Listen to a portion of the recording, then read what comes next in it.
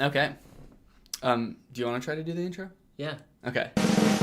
What's up, Greg? Welcome back to another episode of How to Watch a YouTube Video. This is my guest, Ryan Trahan. He's here today to help me make a video about WikiHow articles. So, a lot of you guys have probably seen the last video I made on WikiHow articles. Yeah. WikiHow is like the weirdest place on the internet to learn how to do anything. That should be their slogan. The weirdest place on the internet to learn how to do literally absolutely anything. Anything. Things that you would need to know in a pinch. Things that you would need to know once in a lifetime. Things that you would never need to know, ever. Everything is captured in one site. I literally don't understand why any of these are articles. Like, completely just baffles me. Okay, this one I really like, because I just like the thought of somebody doing this. This one is called How to Pretend to Have Ice Powers. After watching Frozen, many people want to be like Elsa and have her ice powers. Of course. Fortunately, you can actually have those powers, even if you weren't born with them. So this is a bold promise, right? This is a bold promise. It's not just saying, fortunately, you can pretend to have those powers. It's saying, fortunately, you can actually have ice powers. You can have them. They're out there, and you can have them. It just takes a lot of practice, work, and education. The most important part, education. Jesus, you need a doctorate for this shit. So this is a real article that's on WikiHow. It has 99,000 views, and it has a 3-star rating, which means for some people this works. Kinda works, yeah. Yeah. For a little over half. The first step is learn about ice and snow. The most important basic element of having ice powers. I would say this is starting a little bit, like, I would like a lot of background information. This is starting a little bit too far back. Everyone already knows what ice and snow is. We have an understanding of what this is. Every person who has ice powers has to know about the ice and snow and wintertime. When is winter anyway? Learn about how snow is formed, what snow crystals look like, and weather I don't understand how any of this will help you. Like, if you have ice powers, it will work regardless of whether you even know what ice is. Like, you just go like that and someone turns into ice. Like, and it's just cold. You don't have to know what it is. You just go like that and they are ice. Why do you need to know what the snow crystals look like? You're just gonna, like, understand? So that when you make one, you're like, that is it.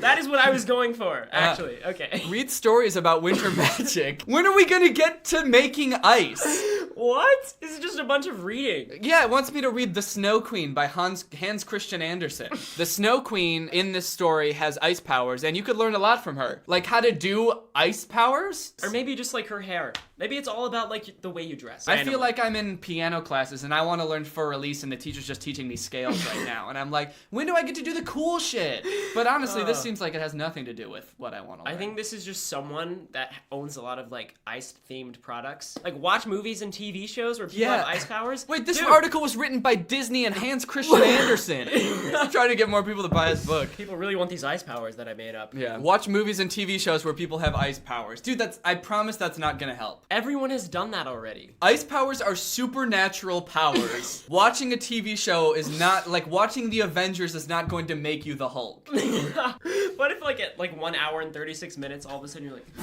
You, like, reach for the remote and it freezes? What's going on? Holy shit! You watch it 20 times and it finally happens. You're like, they were right. I read the book and I watched the movie and now I'm Elsa. Here. It's like, pour out ice. But then it becomes a curse and everything you start touching becomes ice. And That's you're a like, nightmare. What have I done? They need to make an article on how to stop. How to get rid of your ice powers. Yeah. Getting the look. No. Add a little bit of white in your hair. Or if you're old, you can already do it. Yeah. You can already have these ice powers. Yeah, you might have ice. Wait, does that mean that all old people have ice powers? And we just don't know about it? If you add a little bit of white to your hair, you'll have ice powers. But if your hair's totally gray, you're a snow wizard. You are Elsa. Although bleaching your whole head is a viable option, it's not necessary and could easily go wrong. Absolutely. Could easily go wrong. Easily. You might turn into an evil ice witch if you bleach your entire head. Or maybe you turn into something completely different. Like fire. Like a fire witch. Like as you start to bleach it, like you start freezing things and then it fully bleaches and you just like turn into a full snowman. You're a snowman. This is not what I wanted. Accessorize. I feel like these are all things you would do after you have ice powers. Yeah. These are not before things. Like the ice powers comes first and then you can start dressing like the ice queen that you are. Yeah, like Spider-Man didn't have his suit before he even knew he was like can sling webs. He gets bit by the spider and he's like, this is perfect, I already have the suit. I made this in preparation. You know, they always told me, be prepared. Absolutely. I read the article and it said, make a Spider-Man suit. Accessorize. And now I'm ready. Okay, so this is when it's going to tell us how to actually pretend to have ice powers. I am excited. First thing you want to do, pretend to be practicing your powers. This person has their hands completely submerged in ice water. This does not seem like pleasant at all. So just basically get pneumonia is the step. Just maybe hold your hand straight out at the faucet or cup of water or something when you know someone's about to walk in.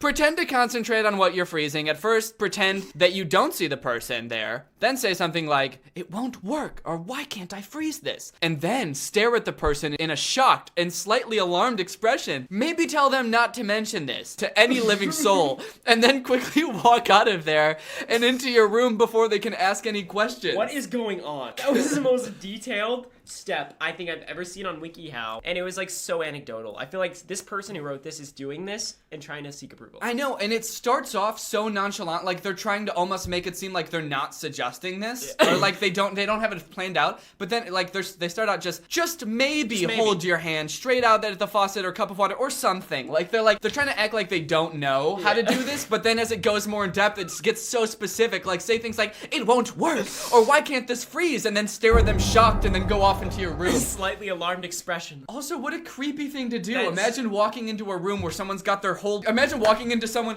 and they're totally submerged in a ice water, like a bath of ice, and they go, "It's not working," and then they look at you, and they like, Mom? Prance off into their room. Are you okay, Mom?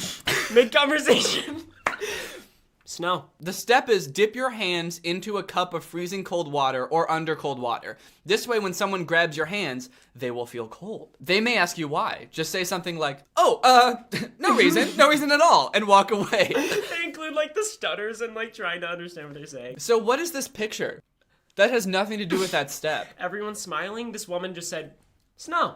So this whole thing isn't so much teaching you how to pretend to have ice powers. It's teaching you how to pretend like you have ice powers and you don't want anyone to know. You couldn't possibly pretend to have ice powers because that would require you to be able to freeze things. Yeah. But if you're pretending you have ice powers but you don't want anyone to know, then you don't actually have to ever display any ability. Any so supernatural. This is kind of genius in a way. Yeah, it kind of is. I'm starting to believe it. Number 7, glance at your hands when you watch a movie where someone has ice powers. Make sure people notice, but don't look at them too often during the movie. Otherwise, they will know you're trying too hard and ignore you the rest of the movie. This guy in the picture is like, bro. Yeah. Do you have ice powers?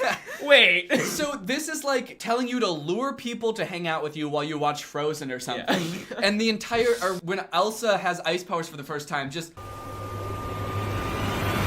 This is like the most manipulative article. It is. I'm so confused. So we read the whole article. Do you feel like you have what it takes? I definitely think that I could either A, make people very concerned about me, but not for any particular reason. Because I don't think they would connect everything. No way. I think they would probably just think, Danny's been acting really fucking weird lately. It's kind of off the rails. I think he might be sick. Or I will just get pneumonia. Yeah. Because dipping my hands in cold water all the time, standing outside in the snow like it's nothing, like, it might seem like nothing, but it is not nothing. It is not. You're just pretending that it doesn't absolutely hurt.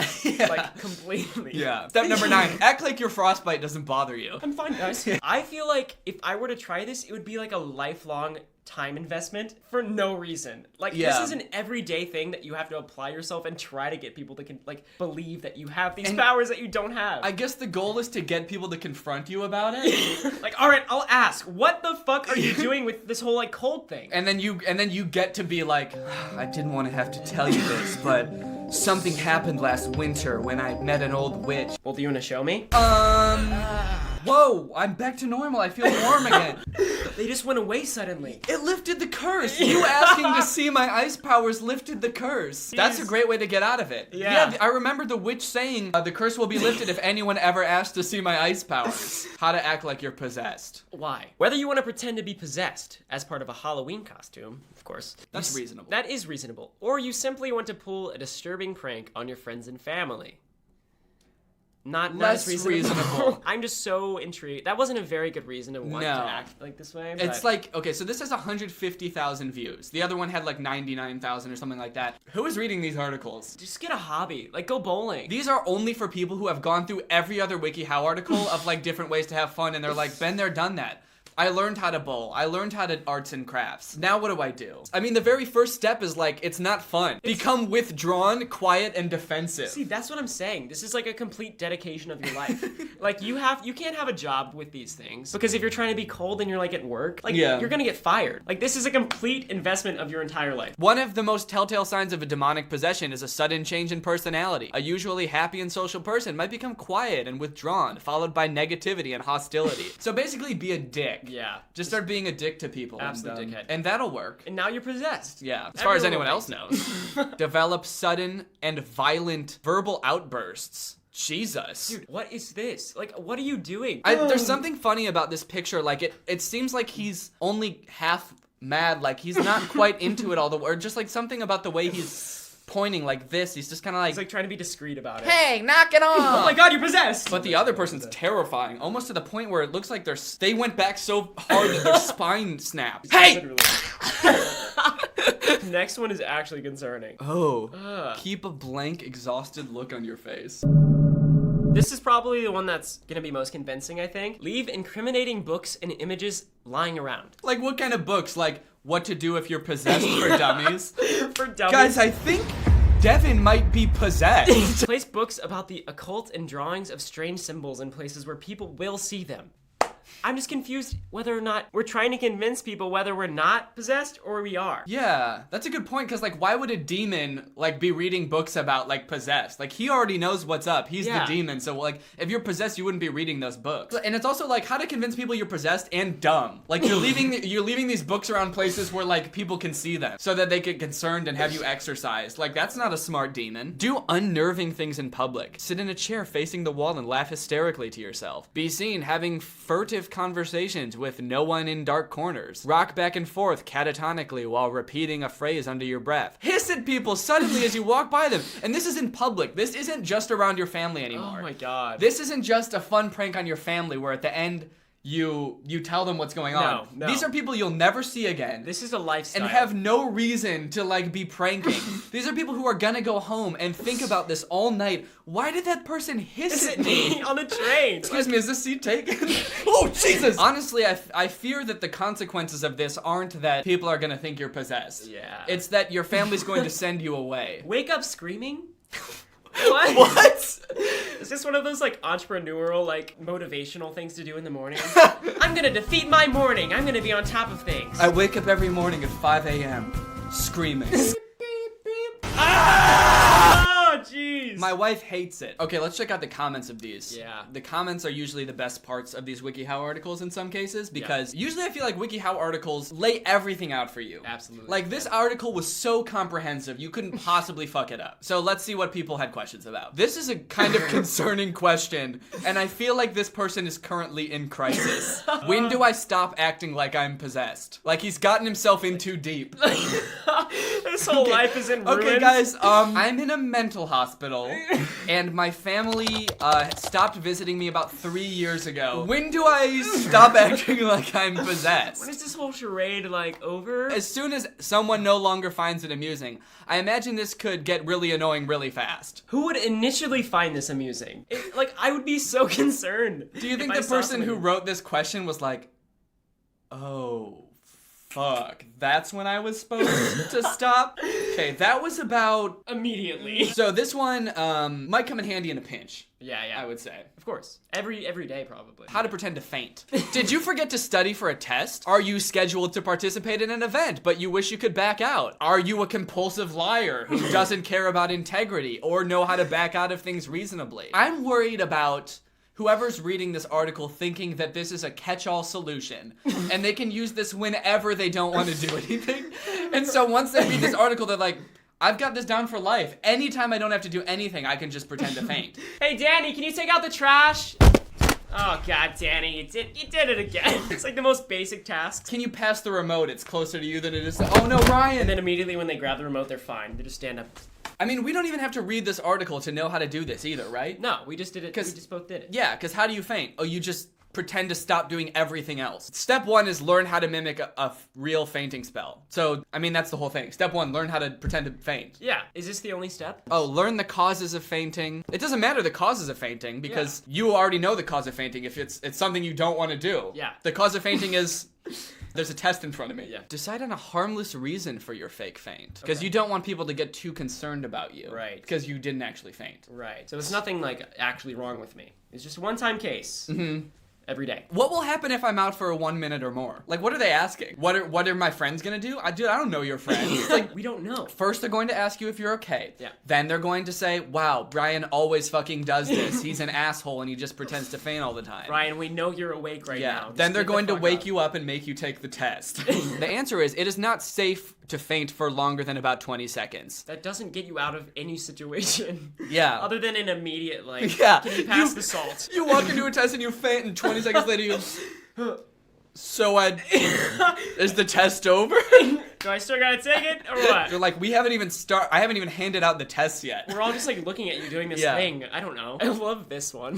What will happen if I am out for, let's say... 1 hour? Yeah, I feel like they're... planning a big plot. Yeah, and trying to act really casual about it. They know that the idea of fainting for that long might be crazy, but they're trying to say, let's just throw out a random number. Like, an hour. About as long as a high school test session. While we were looking for articles, we found an article called How to Be a Spy Kid. Yeah. Which I think sounds really cool. That's a lot of fun. Yeah. Love Spy Kids. Have you seen the movie? Oh, yeah. Yeah. And I always wanted to be one, so this article... pretty cool. Yeah, but while we were looking at the related ones, we found this one called How to Be a Girl Spy Kid. So I'm just kind of curious as to what the differences are. Yeah, I don't know. Is it just like you think it's just like the things you do? I don't know. I'm worried it's gonna be a little bit sexist. I think it's it will like, be. How to be a girl spy kid. Don't. Spying is for boys. Oh no, actually that's the first line of the description. Do you think that only boys can be spies? Just because they only sell the cool gadgets for boys, it does not mean you cannot be a great spy girl. Number 1, buy tiny notebooks. Tiny. Has to be tiny. Pick a color that you like. It should be about 2 to 4 inches. 2 inches? What kind of... Wait, is it saying thick or like... How would you even write in that? Okay, first note. Flip the page. Fuck. 2 to 4 inches? It must be talking about the length because... You wouldn't have a 4-inch thick notebook. That would be some serious notes. Do not write anything like my spy clues or my spy notebook on the cover. You would blow your cover. Everyone would know that you're a girl spy. So it wants you to write homework notes or something boring that doesn't attract people. Like notes on how garlic day came to be. What? What the fuck is garlic day? I would just think they're weird as hell. And if someone was learning about it, why would they devote an entire notebook, a 4-inch thick notebook, on how garlic day came to be? Blend in with your surroundings. Use camouflage. Why do these look like whole ass trees? It doesn't look like a branch. Like it looks like a whole ass tree. Like she's a giant that pulled trees from the earth and stuck them in her head. I blend in. She's like 100 feet tall, standing over Tiffany, what are you doing? How are you so big now? I'm a spy! Well, I think I learned a lot today. What do you think? Brian! Not again! Alright, well, I think it's safe to say we're coming out of this video a lot smarter than when we started. That's right. I hope you guys enjoyed this video. Check out Ryan's channel. We did a video for his channel as well. I'll link to it in the description. It's pretty funny. If you like this video, make sure you subscribe and turn on my notifications to join Greg. I'll see you guys next time with a really interesting video where I cut off my dad's hands. Bye! What's up, Greg? Welcome back to my channel. This, of course, is another episode of Mr. 305.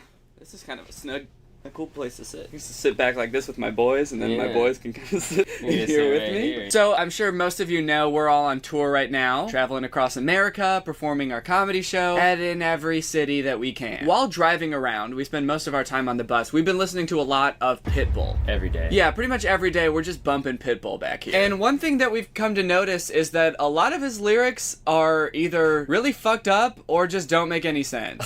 So the first one, I think I pointed out, And this was a really popular song when we were in high school. I remember this playing at like prom and stuff. I believe the lyric is, "Give me everything tonight because we might not get tomorrow." It's basically a song about like, we have to have sex tonight because you might die after we have sex. Yeah. So we have to have sex. I'ma make you feel so good tonight, cause you might die tomorrow. I think Pitbull has like a million songs. Yeah. Holy shit. And a Spanish version of every one. First off, I really like the way that this song starts. Me not working hard?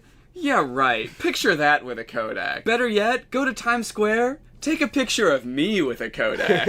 He made the first line and ended it with Kodak and then was like, shit, what rhymes with Kodak? Now that I think about it, literally nothing. Yeah, so instead of changing the first line, I'm just gonna make the second line also end with Kodak. So me not working hard? That's the first line? Me not work hard? Me not working Me not hard? worky hard? Yeah, right. Yeah, right. Not a chance. Take a picture of that. Yeah. Because it's not true. If you ever see me not working hard, you better take a picture of that with a Kodak. Or better yet, actually, go to Times Square. And take a picture with a Kodak. Yeah, Of me with a Kodak. Kodak. As long as you're taking a picture of me with a Kodak camera, guys, I'm happy. I'm a happy Pitbull boy. in Times Square. Sponsored by Kodak. I saw an article somewhere that said that actually was like a sponsorship with Kodak, or Pitbull was doing like a deal with Kodak at the time, because there was like a billboard somewhere of him with like a Kodak camera. So that was a brand deal? Yeah, and he doesn't want you to take a picture with a Kodak. It's a picture of him with a Kodak. Oh. And you can use any camera to do so. Take a Yes, picture of me with a Kodak. Kodak. You can take a Wow. picture with any You camera, can but use, it's like, of Pitbull with a Kodak. Yeah, you can use like a Canon or a Nikon, but... But let's get to the weird lyric. Tonight, I want all of you tonight. Give me everything tonight. For all we know, we might not get tomorrow. Let's do it tonight. I just remember people bumping this song so hard. Yeah. Like, never thinking about it. Just like, yeah, let's have fun Alright, tonight. This yeah. was like I'm the down. song at prom and high Absolutely, because Oh, it's yeah. such a YOLO song. Like, Oh, let's yeah. just do whatever we want tonight and not worry about consequences. But the way they word it is like, we'll die. Yeah. So let's fight. Just planting this little seed in your head. Let's have fun tonight, because you might die in a car crash on the way home from the club. What? Let's do it tonight. Yeah, right. Don't care what they say, all the games they play, nothing is enough. Nothing is enough. What does that mean? Keep giving me more. I am never satisfied. I need it all. Give That's me Pitbull. everything, but I'll never appreciate it. Yeah. Grab somebody sexy, tell them, hey. Hey! Grab somebody sexy, tell him, hey, give me everything tonight. You're right. Give me everything tonight. Give Give me everything tonight. Give me everything tonight. Is that a robbery? Hey, give me all your shit. Tonight. Give me everything tonight. As if a mugger would have to specify the time of day. Like, give me Right. all your shit. Tonight. Right Right now. now. Preferably. Oh. Can it wait till tomorrow? No, we might not get tomorrow. I need your stuff tonight. I think we all know we're gonna die tomorrow. Well- Put it on my life, baby. I'll make you feel right, baby. I can't promise tomorrow, but I promise tonight. Dale. Listen, babe, there's nothing I can do to guarantee that you'll live past tonight, but I can guarantee Yes, there is. Just don't kill me. There's a please. very good chance I will I'm live. sorry, my hands are tied. The plan's already in No, motion. my hands are tied. You just tied them up. Yeah, give me everything. Dale. I think that's just like a general rule Tonight. of 2010 pop songs is that you have to say tonight as much as possible. Right, because we don't know what you're talking about. It Yeah. could be tomorrow, it could be yesterday. Yeah, if there was a song about like next Thursday, that wouldn't be Yeah. very exciting. Let's do it next Wednesday. I might drink a little more than I should next week. Think about it, because if you slip, I'm gonna fall on top of your girl. So ominous, but also confusing. I Yeah, have no idea. if you slip, I'm gonna fall. Because I'm holding on to you. Yeah, What we're in the I'm song. involved with is deeper than the mazes. Baby, What and it ain't part no of the secret. song My is that? granny's from Cuba, and I'm an American, and I don't got money like Seacrest. What the fuck did you just say, Pitbull? Okay. Was that like Nia? Was that someone else's line? No, think that's him. I don't get money like Seacrest. That is all over the place. What's what he's- deeper than the mazes? What the fuck does that mean? What mazes? What I'm involved with is way deeper than the mazes I have in my basement that you're gonna have to escape from tonight. What is he involved with? Like a pyramid scheme or something? That sounds so dubious. What I'm involved with. And I don't get money like Seacrest. Usually rappers, they rap about how much money they have and Yeah. how much more money they have than one person. Than but then- Ryan Seacrest. But this person's like, I don't have as much money as Yeah. Ryan Seacrest. Okay, so this is from a song with J-Lo. I think it's on the floor, think or so, yeah. Tonight on the Floor, or something like that. That badonkadonk is like a trunk full of bass on an old school Chevy. 7 tray donkey donk. Yeah! Yeah. She's got a donkey donk. Her butt looks like a donkey's ass. A 7-tray donkey's butt. There's 7 trays on that donkey's ass. It's furry and she's got a little tail. All I need is some vodka and some chonky coke.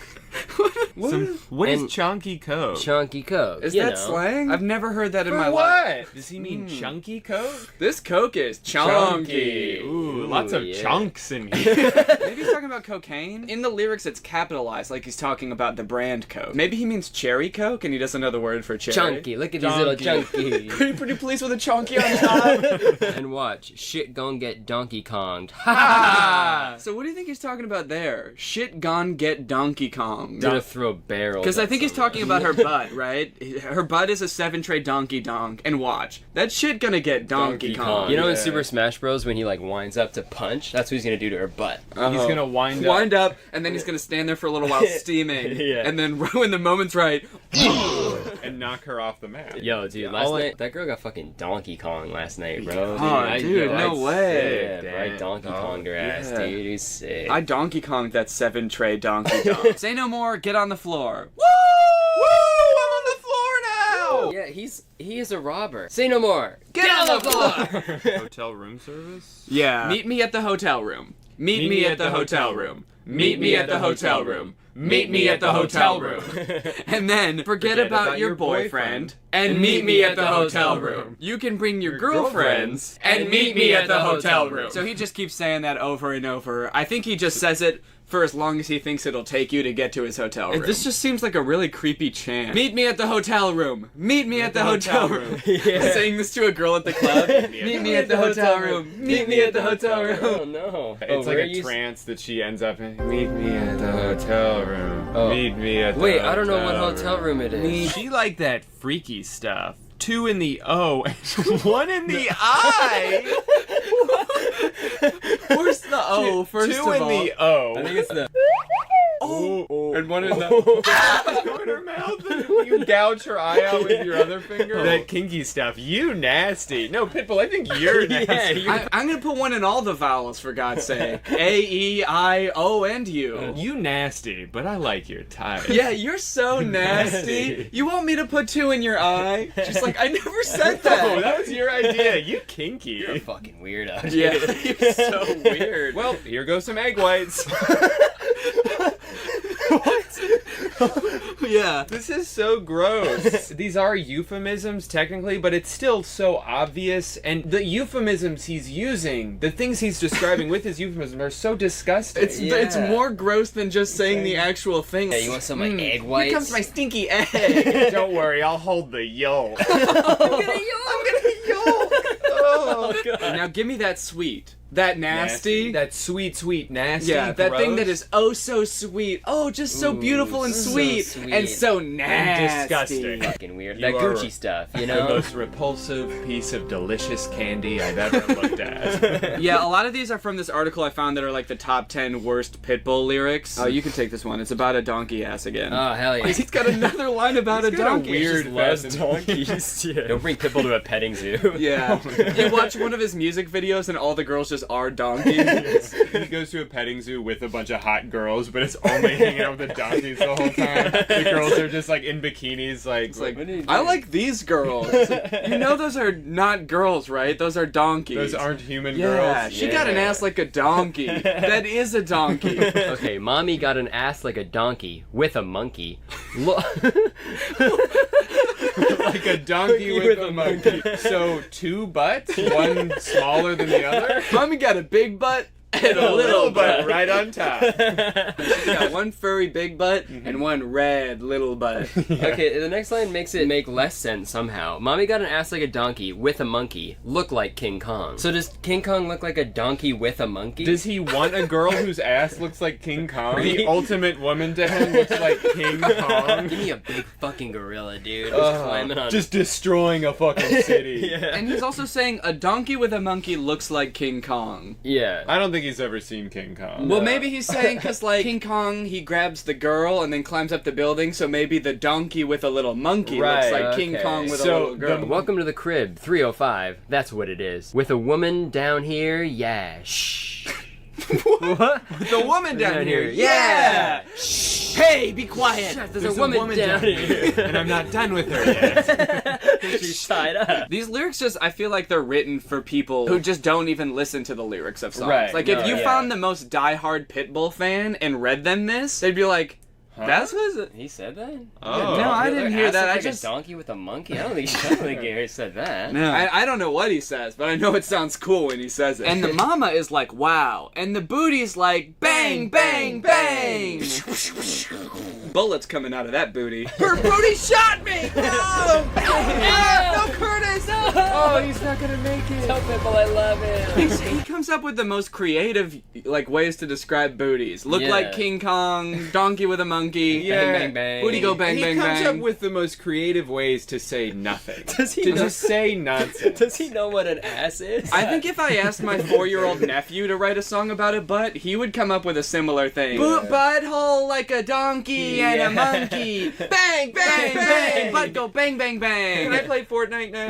And then to make it more confusing, I don't bring sand to the beach. Bring the beach to the sand. So I was confused, and then I realized beach is like bitch. Like I bring the girl to the sand.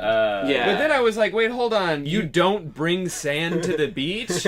No one brings sand to the beach. It's like a potluck. Everyone's got to bring a little bit of sand to make the beach. BYOS. Everyone's just showing up with like wheelbarrows full of sand. Yeah, to you know how add you to see the like sand. people pulling up with coolers to the beach? They're all full of sand. Yeah, Cold, it's important. Cold sand. I'm always worried when I go to the beach that there's not going to be enough sand because that's the best part of the beach. So I bring my own. Okay, so beach is bitch, like girl. Yeah, so then he's saying, so then it's like, I don't bring sand to the bitch? Is that what it's supposed to mean? But it's like, would he be walking around the club just throwing sand at girls? Who wants sand? Mr. 305. I have to throw it in your eyes so you can't see how creepy I look. Go to the hotel room. And then some in your ears so you can't hear how creepy I sound. Now let me look at your butt. Does it look like a donkey? How about now that there's sand on it? I don't play football, but I've touched down everywhere. Everywhere. Everywhere. I don't play baseball, but I hit a home run everywhere. Everywhere. Dolly! I've been to countries and cities I can't pronounce, which is saying a lot for Pitbull, because he's very smart. Yeah, he can say all the words. He can pronounce a lot of things as far as I can tell. Yeah, I see he said a lot of bullshit so far. And in Lebanon,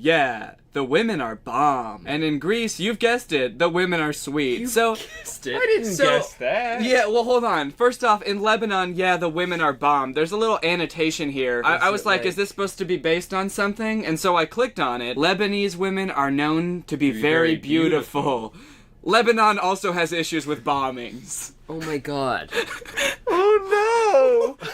Oh no! Why would you say Why that? would you put that in a song on purpose? The bigger they are, the harder they fall. This biggity boy's a diggity dog. Bark, bark, bark. Yeah. I'm a diggity dog, and I'm looking for a diggity donkey. She say she won't, but I bet she will. She says she won't, but when push comes to shove and I start pushing and shoving her, I bet she will. Yeah, Pitbull can be very persuasive when he needs to be. Swing your partner round and round. End of the night, it's going down. One more shot, another round. End of the night, it's going down. And that's one of the creepiest things about his lyrics is he'll say one thing and then he'll like go and say a couple other things and then go back to the thing he said before. It makes it more creepy every time he says it. Like he's really trying to emphasize the fact that it's going down. It's like every lyric he has is a threat, basically, to an innocent woman. Yeah, you better watch out. What does a Pitbull fan look like? I picture my ex-girlfriend's mom like 20,000 times. They're just a stadium full of donkeys, probably. Yeah.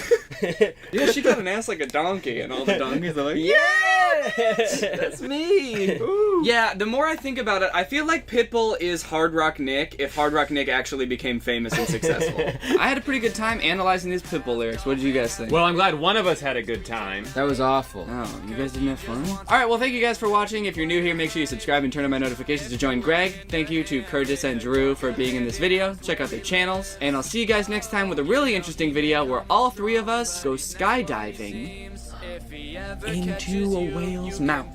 Ooh. Bye. Help, let me go, help, let me go, help, let me go tonight. You'll scream help, let me go, help, let me go, help, let me go. Stop kidnapping me, she was just a lady, not a care in the world. What's up, Greg? Welcome back to another episode of I Have Had a Week. Quite a week. I have been having some serious issues. I know a lot of you noticed this because I got a lot of tweets about it, but my video that I posted last week about the movie The Lamp got taken down due to copyright. It's back up now, luckily, so if you haven't seen it, you can go watch it. But oh boy, has this week been quite an experience dealing with copyright issues on YouTube. So let me give you a little rundown of what happened last week with my video. So I uploaded it, and pretty much the minute I uploaded it to YouTube, it got copyright claimed. I guess it was claimed like automatically by YouTube's robots or whatever goes and automatically claims things, because the video was still private at that point. Like, I had uploaded it, but I didn't publish it and make it public, so nobody could see it. And I'm pretty sure that like even YouTube human employees can't see it, but they do let their algorithms or robots watch it and check if there's any copyrighted material or any like super explicit material so they can claim it or demonetize it or anything like that. So like the second I uploaded the video, it got claimed right away. But the only thing that happened was my video got demonetized. I wasn't super worried about it at first because I had a brand deal on that video, so I was gonna get paid for it anyway. So I was like, all right, whatever. And I have to post it anyway for the brand deal, so I'll just let it be demonetized and I'll just post it like this. That'll be fine, right? Nothing bad could possibly go wrong. So the video performed really well. I guess a lot of people liked it, and I think it was like my #1 video in like the first 24 hours of any video I've ever posted, which made me feel pretty good. But that pretty good feeling was short-lived because the next morning when I woke up, I found out that my video had been blocked in several countries. 2 countries to be exact.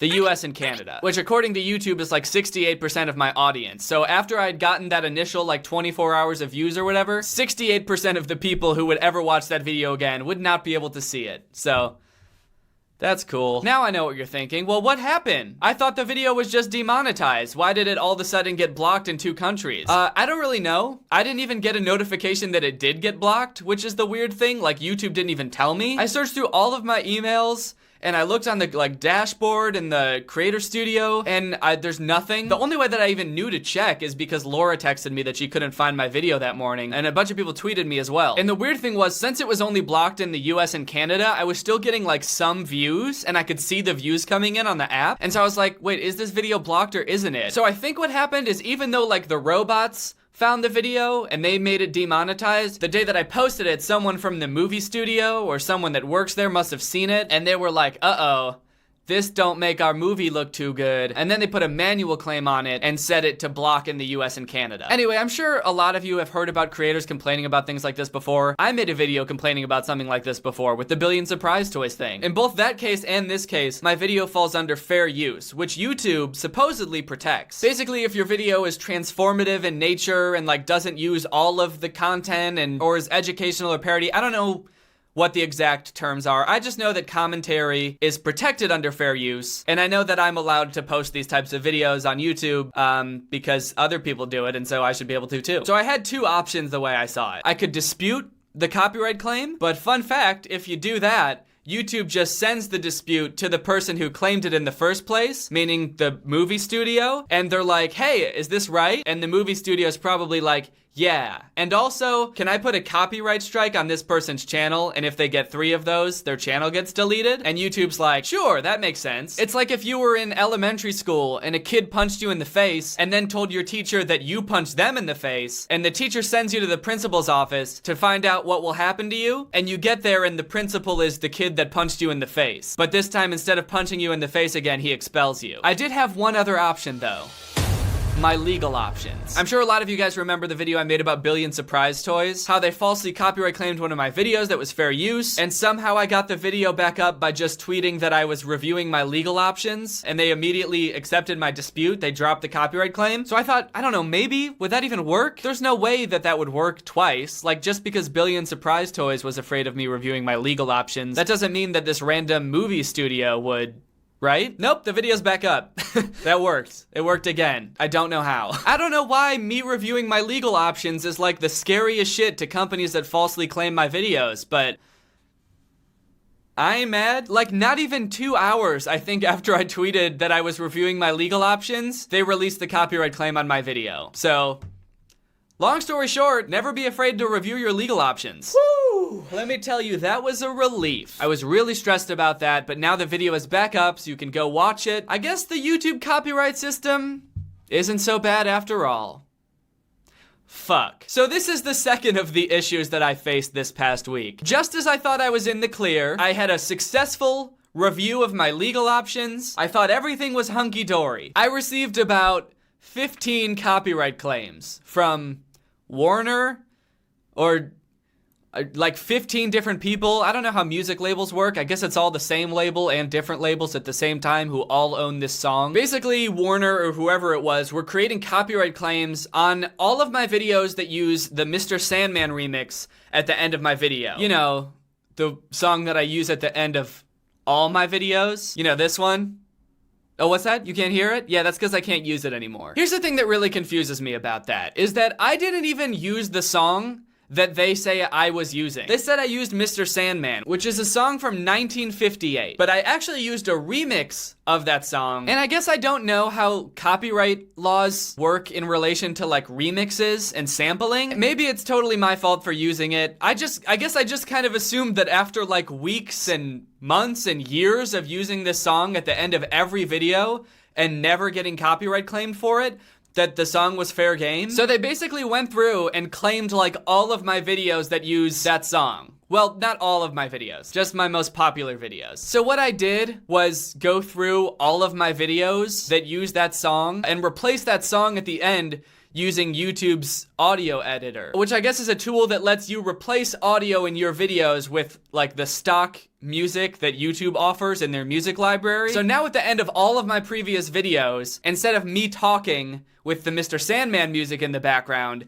it's just going to be stock music from YouTube with me talking totally muted. So that's great. But luckily the YouTube audio editor that they make you use is ridiculously difficult to operate, so it only took like 2 full days. So in future videos going forward, I will have a new song at the end of all my videos. It's a song that I made because apparently the only person that doesn't want to copyright claim all of my videos is me. So all of these issues have really got me thinking a lot about the YouTube copyright system and like the entertainment industry's mindset towards copyright in the first place. And one thing I realized is that the YouTube copyright system seems to only ever fuck over creators and never like the companies. It seems like YouTube always gives the big movie studio or the big music label the benefit of the doubt with these copyright claims. Like the second one of them files a copyright report, it takes down your video immediately, or it demonetizes your video immediately. It doesn't check to make sure. It doesn't like send a message to you being like, hey, is this true? It just does it immediately. The only time I've ever seen it not do that is months ago when I made a video about Rebecca Zamolo. When I made that video, I got an email from YouTube that said something along the lines of, hey, Rebecca Zamolo filed a copyright claim on your video because you used clips from her video in yours. But we're pretty sure that it's fair use, so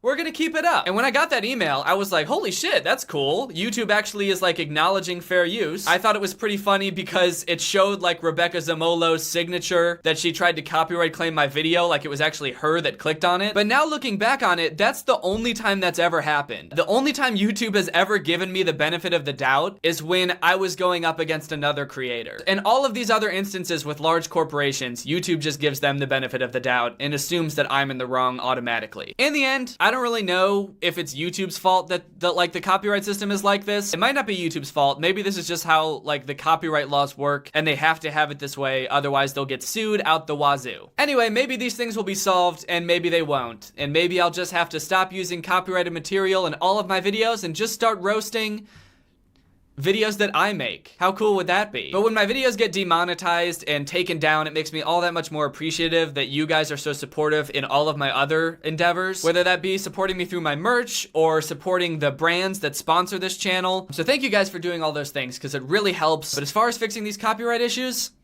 I guess all I can really do is just wish. Are you gonna say anything? Do you want to come in? I don't understand. Are you a genie? Genie! Whoa, okay, I'm sorry. Do I look like a genie to you? I'm sorry. I didn't know that was like offensive to ask. Have you seen the trailer for the new Aladdin? Oh. Yeah, you're right. That looks awful. Thank you.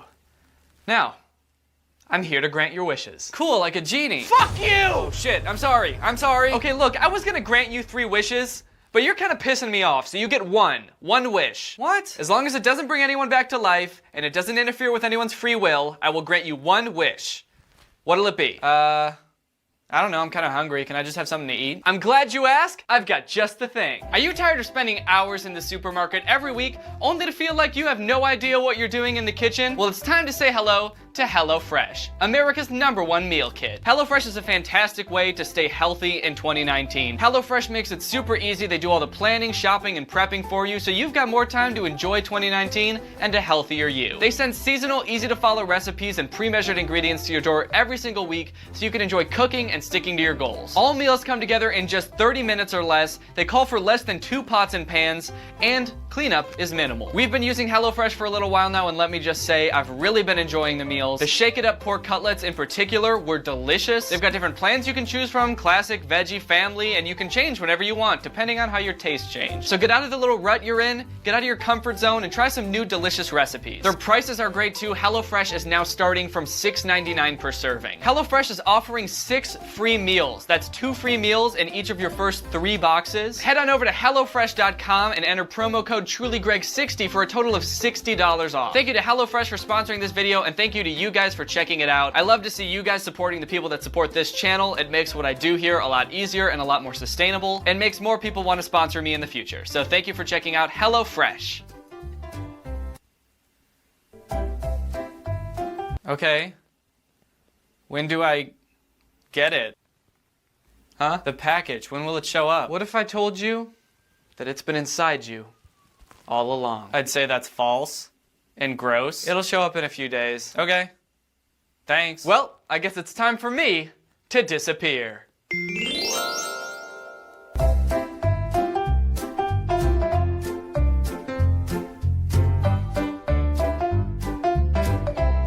Alright guys, well I hope you enjoyed this video. If you're new here, make sure you subscribe and turn on my notifications to join Greg. Greg is my fan base here on YouTube, but we're more than just a fan base. We're a family and an army. We are a clan of warriors ready to attack at a moment's notice. And we're the fastest growing army on the internet. Bet you want to look that up, don't you? Well, guess what?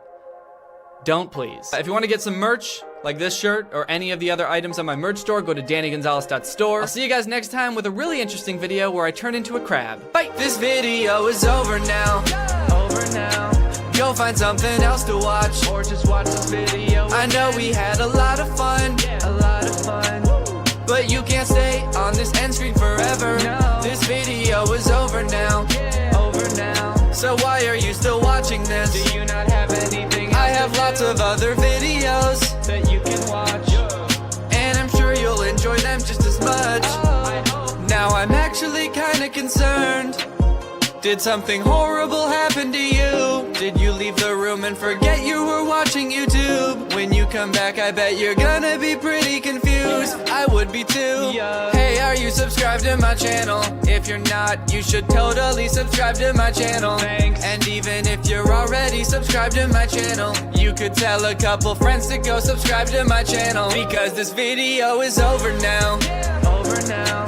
Go find something else to watch, or just watch this video. I know we had a lot of fun. A lot of fun. But you can't stay on this end screen forever. No. This video is over now. Over now. I'm amazed that you're still watching this. I don't understand why. It's almost like you're trying to prove a point, but I don't know what that point is. Or you think there's gonna be something special at the end, but there's not.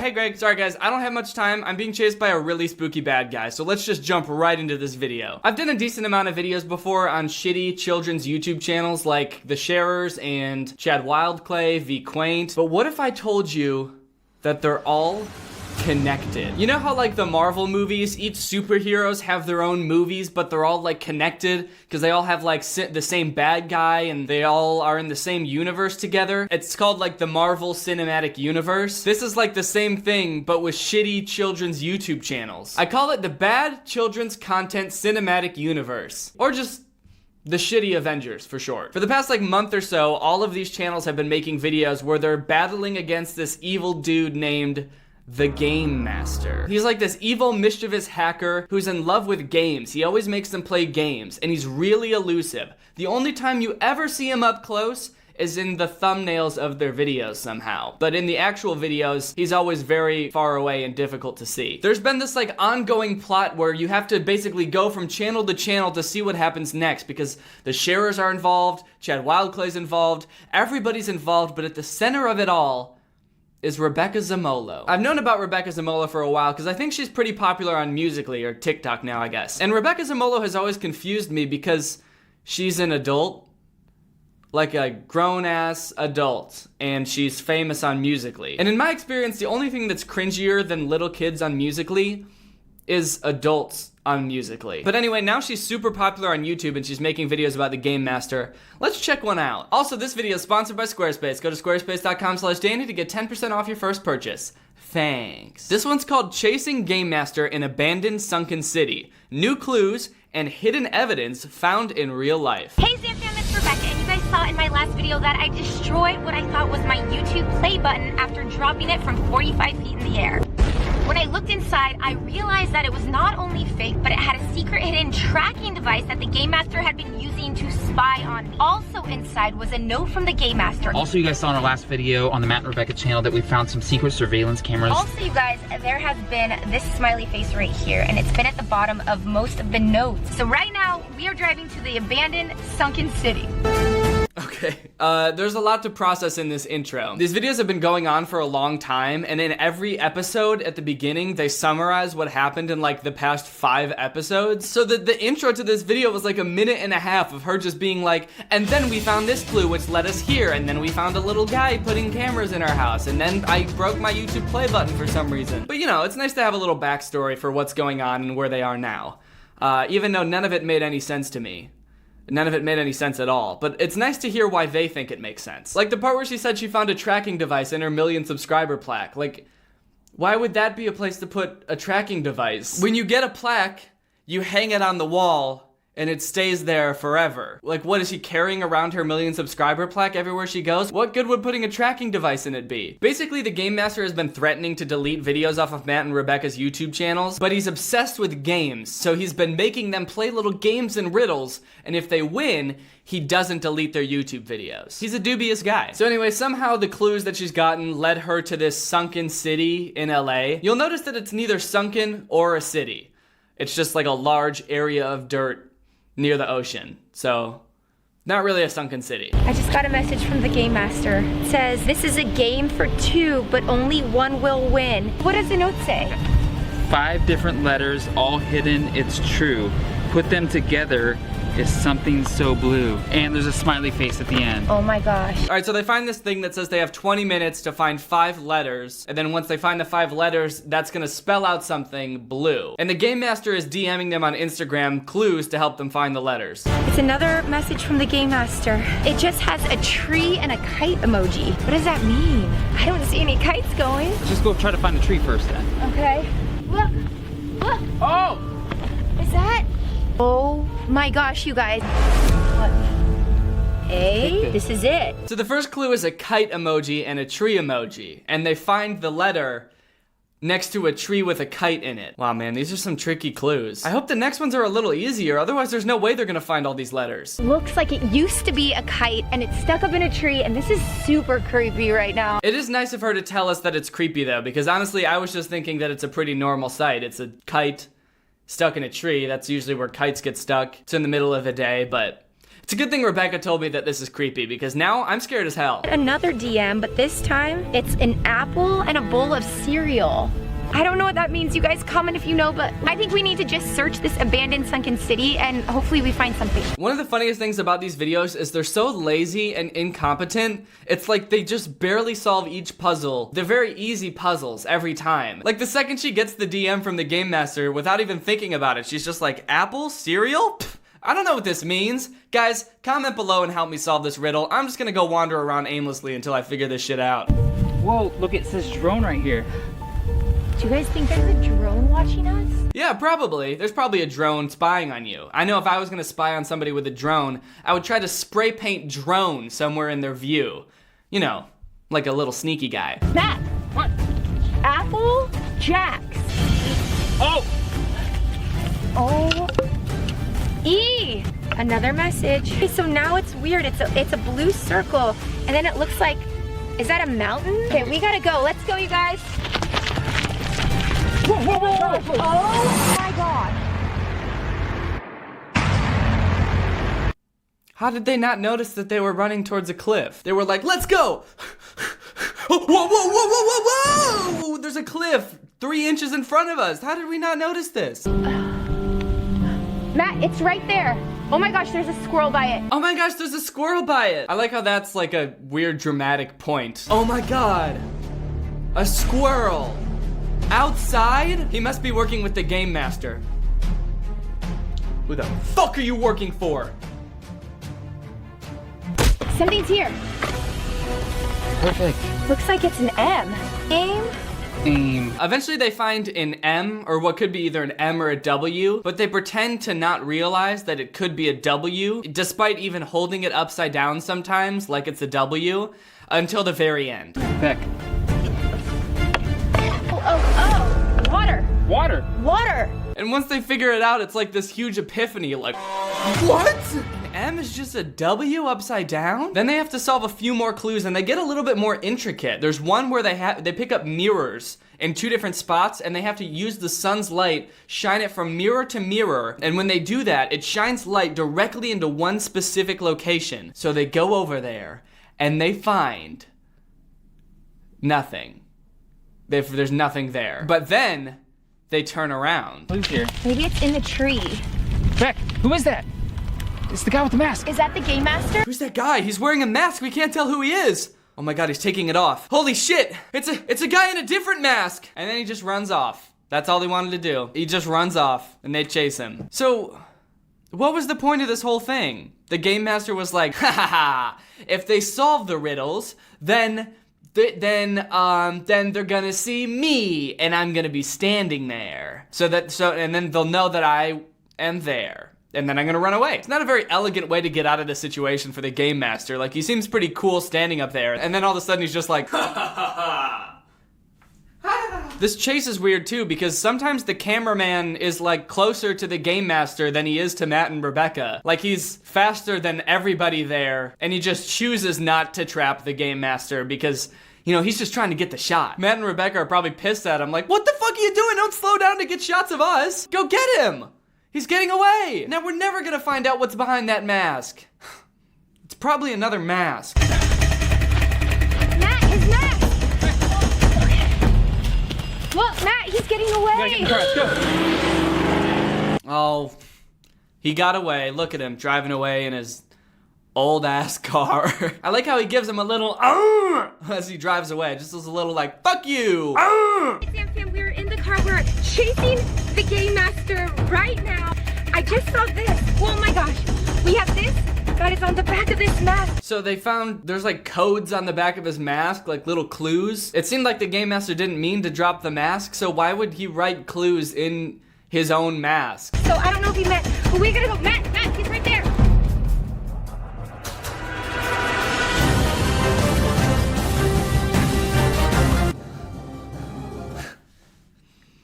So epic. Okay, so I'm trying to figure out what the purpose of this entire video was. Like, from the game master's perspective, he's like this evil hacker. He hates Matt and Rebecca. He hates like all of these children's YouTubers. And he's hacked into their YouTube channel. And he's gonna delete their videos to get rid of them for good. But he's gonna like make them solve riddles and stuff, and if they get them right, he's just not gonna delete their videos? Like, what's his motivation then? If he's not, like, why doesn't he just delete their videos? It's like he's trying to take down these YouTubers, but he's actually just giving them more content to make videos about. Like, these videos are crushing. They're all getting millions of views. So he's having the exact opposite effect. I think, honestly, if the Game Master just stopped fucking with them, and they just had to make videos about stuff besides the Game Master, their channels would probably die faster than they would with the Game Master. Now, like I said, there's lots of other channels involved in the storyline, and you know I can't make a video like this and not include the sharers, especially Steven Sharer.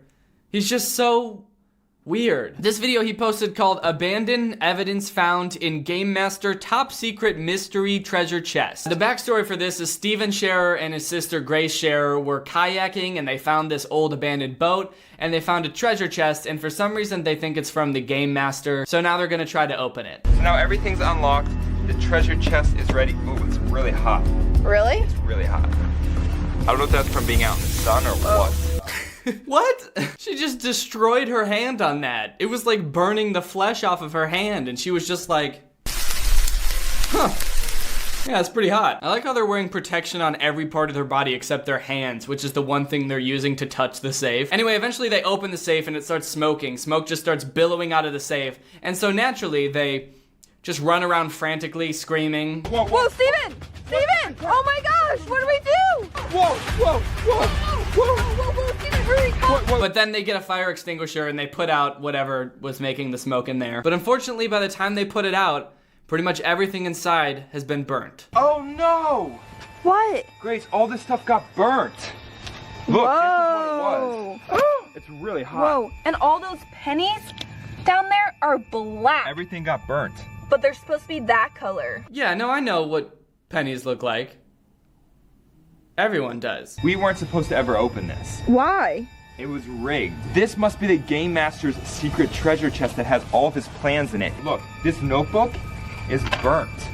That's crazy. I wonder what was inside. Look, whatever was inside, Grace, we don't have a shot of getting. Look at all this stuff. It's burnt to smithereens. Yeah, whatever's in there, you're definitely not going to be able to see anymore because the sides of every page are burnt and not at all in the middle. This is the type of low quality content you come to expect from the Scherers, and this is what really makes theirs stand out, makes it the cream of the crop. They could have easily just written anything, just random numbers and equations inside of the book to make it look mysterious, but instead they just burnt the edges and they were like, well, we're never gonna know what's inside this notebook. All the evidence was burnt.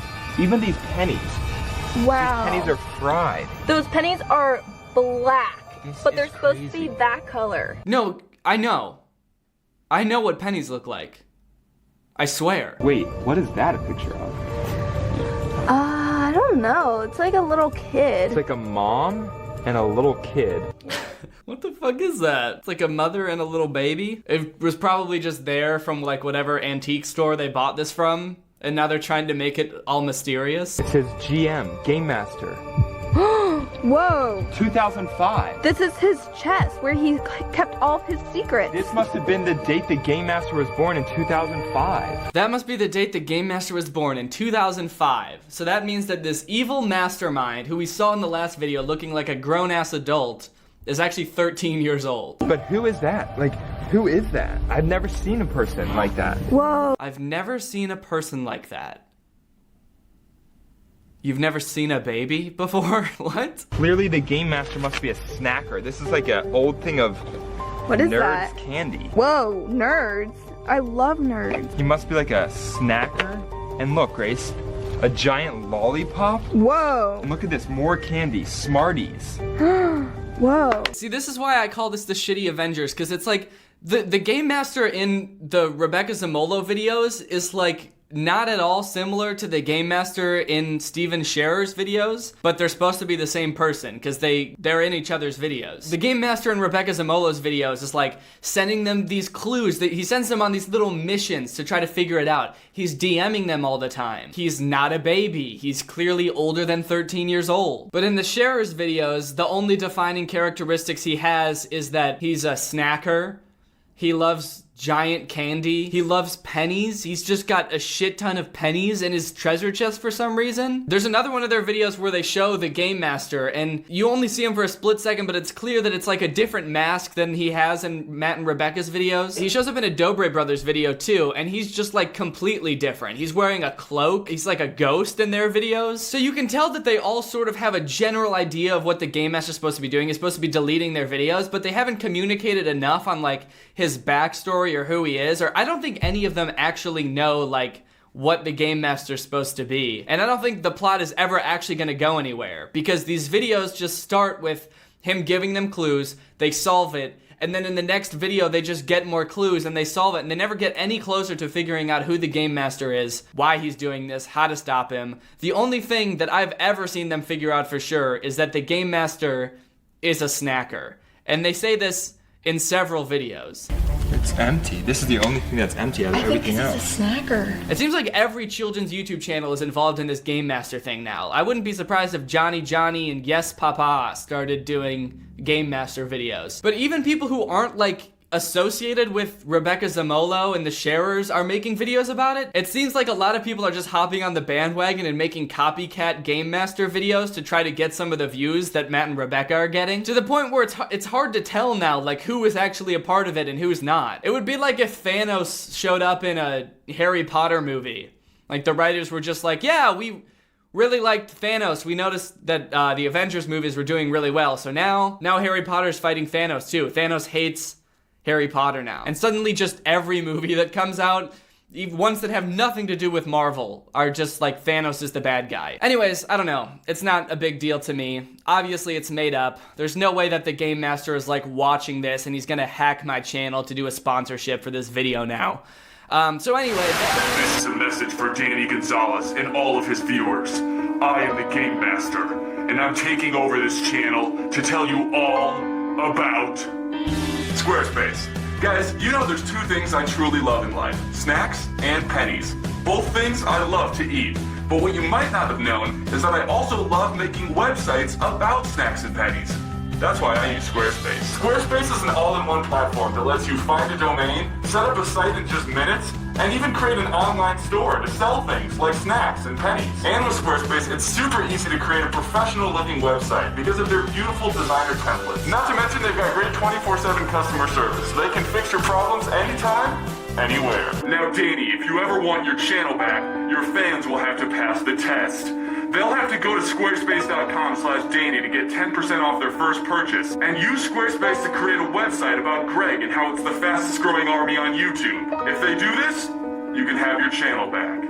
But if they don't, I'm gonna delete all your videos, or something like that. I haven't really decided yet, but I'm gonna do something with your videos. Okay.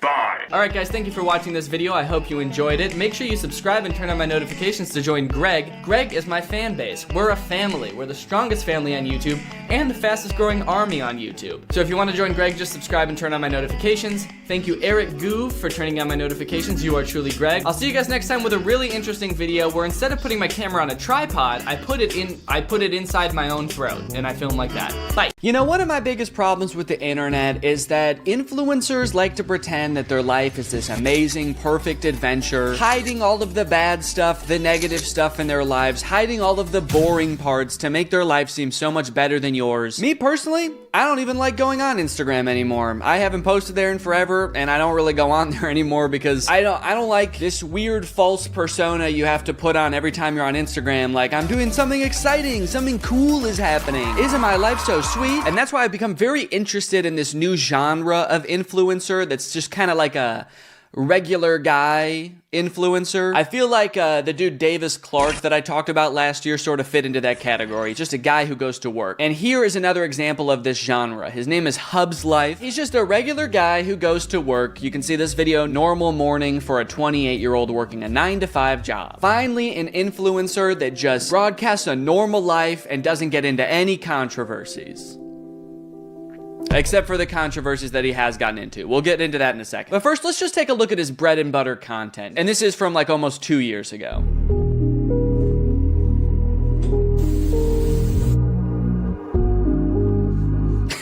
My normal morning routine. I spray my hair with hairspray. I comb my eyebrows. Actually, is that a normal thing to do? I don't really do that. If one's astray, I'll kind of put it back in place, but I don't comb. Okay. Shit, maybe I gotta get my act up. My life is not even as good as the boring normal guy. Takes his inhaler, he turns into a dog for a second, and then he makes his protein shake. I like that the vibe of this is kind of like, look, you don't need to have this crazy exciting life to, you know, have a fulfilling life. You can just be a normal dude who goes to work. Social media is lying to you. I'm happy. And then he lowers his laptop into his backpack so slowly and sadly. Also, you didn't have to add the sad music to it too. What exactly are you trying to convey here? Listen to this music he added.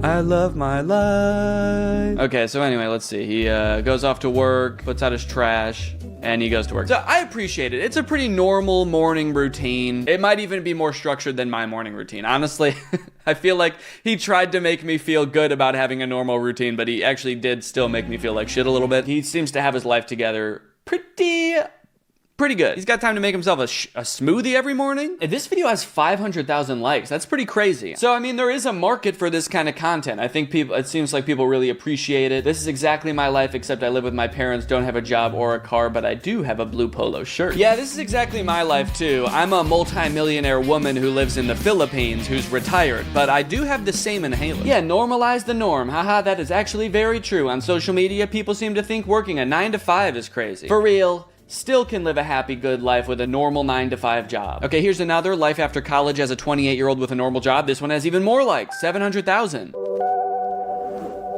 I guess that's like his signature thing, is just lowering his laptop into his backpack super slowly. I'm gonna start doing that every time I leave the house to show my wife and child how happy I am and how excited I am to go to work. I'm gonna be like, all right, honey, off I go for the day.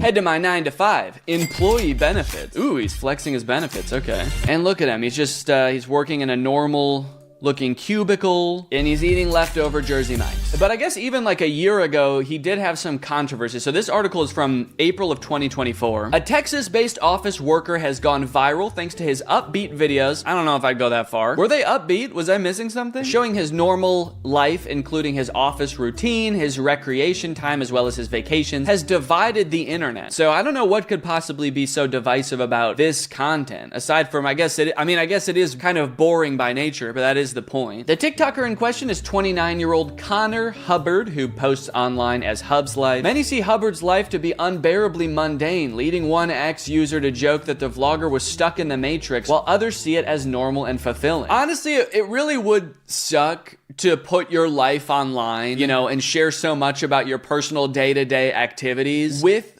the premise that, like, hey guys, my life is okay too. Look it.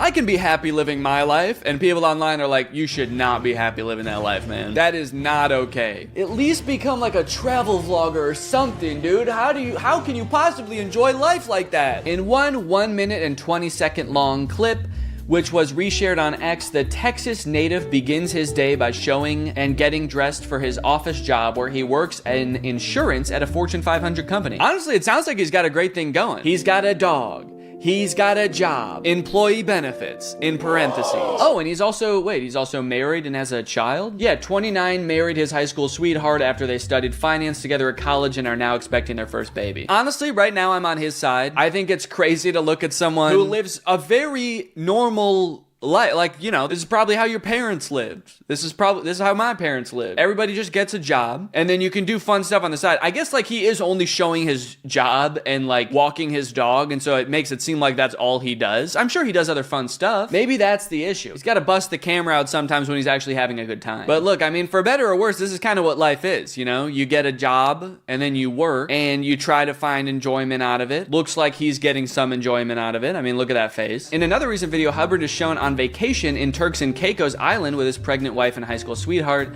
Maddie Swearingen, on their baby moon. Okay, that's sick. It's going on a vacation to Turks and Caicos. Honestly, though, I mean, that's a nice-ass vacation. Is his life actually almost too good to be making this kind of content? He's like, look, you can live a normal life. What's so bad about flying private to Turks and Caicos with your wife for your baby moon? I don't think he flew private. That was a joke. I do feel like I'm seeing the inner influencer in him come out a little bit, where he's like, even when he went to work, he was like trying to brag just a little bit. He was like, going to work benefits?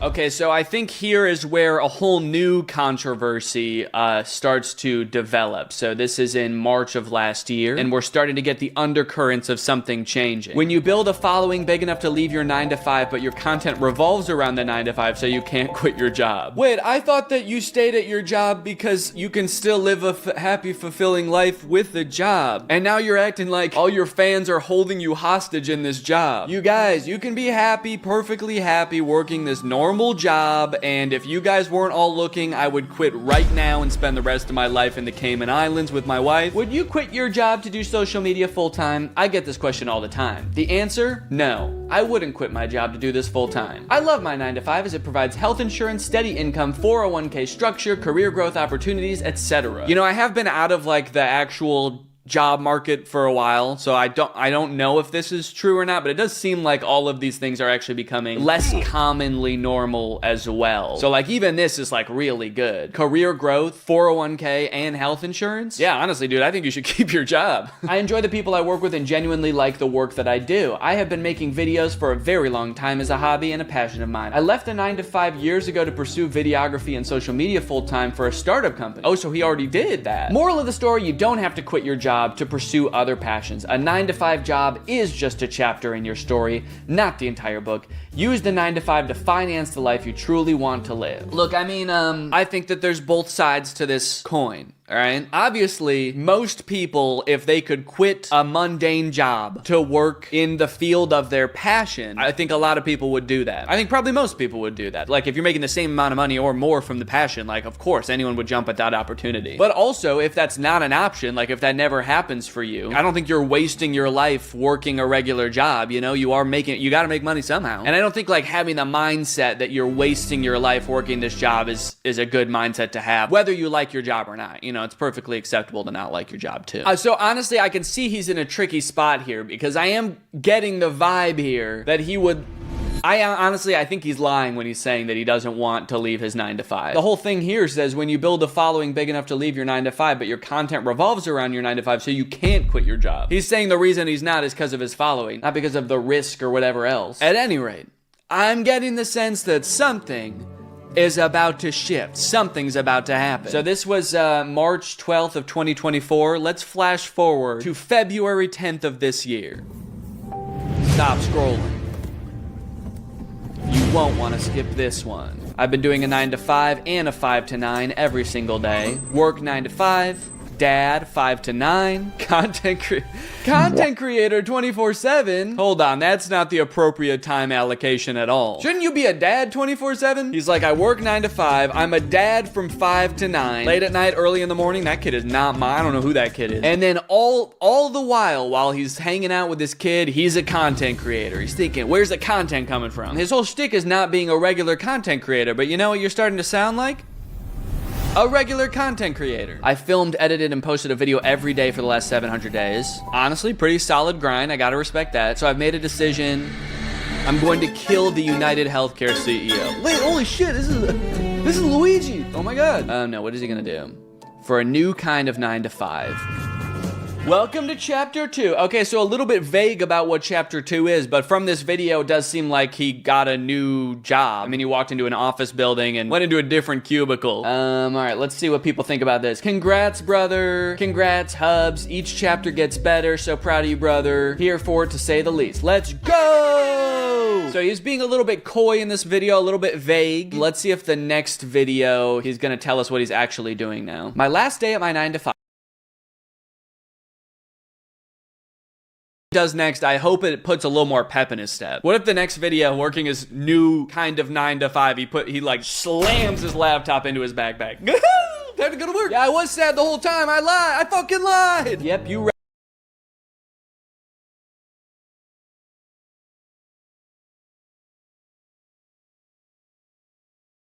also being a dad for 4 hours and becoming a new dad on top of that. Okay, I'm joking around about the dad thing just because he said that he's only a dad for 4 hours. It is tough becoming a new dad, all right? Respect. Hub's Life, if you're watching this, I have a 1-year-old. He's actually like 18 months now. So, respect. I know that it's tough. All right, let's cut to the chase here. What are you gonna do? So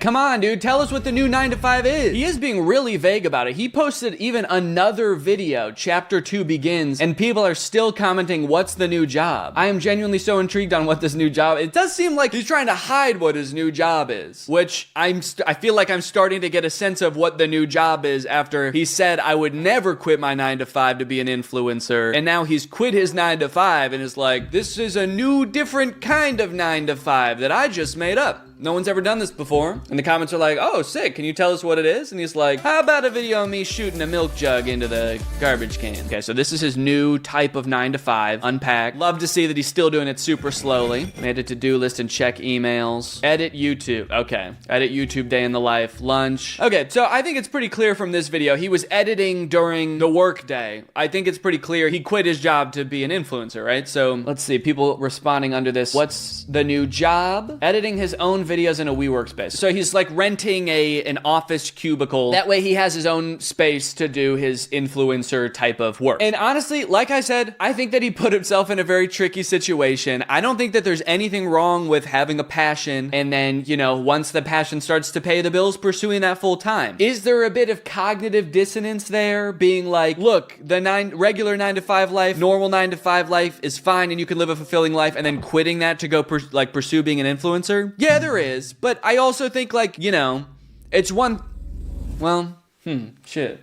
I don't know. I think you can do both things at once. I think you can say it is possible to live a fulfilling life doing the 9 to 5 thing, but also your life would be way fucking better if you did social media full time, dude. How I go and knowing everybody knowing that I'm someone they can't be in with me, they join. Whoa, okay. I feel like he's enjoying life a little bit more now, though. I mean, the music is bumping. It's a T.I. song. On the way home, he picked up some beers and used a funny little face filter. The reason that I've found out about this is because some of his shorts were coming up in my YouTube feed, and I was seeing that he was commenting back to people. So I started to see these a couple weeks ago, and at first when he started debuting his chapter 2, people were commenting, everyone thought you were going to do YouTube full time. Congrats on the new job, and I respect your dedication to greatness. So, you know, his vague videos of him just working in an office, people thought, oh, okay, he didn't quit his job to be an influencer. He got a new 9 to 5. Hub's Life responded, appreciate it. YouTube will always be part of my life. So he's kind of agreeing with him while also not lying. Hey man, we're all glad you didn't quit your 9 to 5 just to do YouTube full time. Ah, yes, I love videos. Here's a video of him showing off his new 9 to 5 again, working in the office, editing his videos and whatnot, pursuing his new kind of 9 to 5. I do take a little issue with him phrasing it like he invented being an influencer. So I thought of this idea, right? What if I vlog my life and then I edit those videos and I make money from that forever? This person commented, having an actual 9 to 5 is what made people connect with your videos. Definitely doesn't feel the same documenting an influencer lifestyle, but seeing you have kids, it makes a lot of sense to quit your job to focus on them. It's a job in and of itself. I'd do the same. And then someone commented under that, he's renting a cubicle to pursue content creation, leaving the 9 to 5, which he preached about so much, and why he had followers. His whole channel is hypocritical now. And then Hub's Life responded to that comment saying, why are you crying, little bud? And then someone different responded to that, that's not very nice. And Hub's Life responded to them, cry? Oh, that's crazy. Might I suggest you cry as well? Hub's Life, man, that is not very nice. You have a baby. I hope that's not how you think you're supposed to get someone to stop crying. Is by being like, cry? You crying, little bud? So I was more or less on his side, you know, at least in regards to, you know, what I do the exact same thing. Yeah. I don't know that I would be in my own comments arguing with people about it. See, that's kind of rubbing me the wrong way a little bit. Next, he's gonna be commenting back, you're just mad because you're broke and working a dumbass 9 to 5. Don't you know you can't be happy working one of those? Why don't you go slide your laptop into your backpack slowly, you fucking loser? A day in my life trying to make $1,000 a day as a full-time content creator. Okay, I was worried we were gonna get a shot up his robe. He was like, step 1, OnlyFans. Start day with a walk to clear the mind.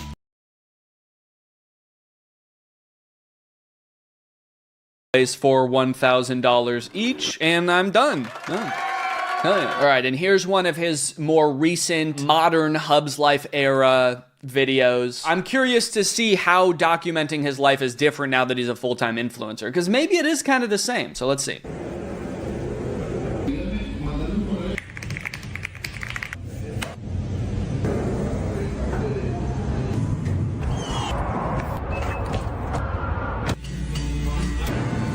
You know what? I'll give him this. He is able to take his new job, which most people sounds very exciting, being a full-time influencer, working for yourself, and make it still look super boring. So I'll give him that, you know? To be fair, honestly, you know, I'm a full-time YouTuber. I don't know if you guys knew that. This job can just feel like a regular office job at times. There's a lot of answering emails. There's a lot of typing away on my computer. Obviously, it comes with some immense benefits. I work from home. I set my own hours. My wife and child are upstairs. I can go hang out with them anytime I want. But for the purposes of just documenting it and, you know, trying to maintain that look of a normal lifestyle, I feel like he can still do that. There's just that little hint of like, did you not mean anything you said earlier? That I think is rubbing people the wrong way. So I don't know. I'm curious what you guys think of it. Again, I'll be the first to admit I haven't been in the workforce for a while. I don't know what it's like. So would you do the same thing? Should he have just pretended he still worked at his old job and never even said anything about quitting his job? Maybe that's what he should have done, actually. He should create a set of his old office and just pretend he works there forever. In like 30 years, he hires actors to throw him a retirement party. That'd be crazy. Hub's life.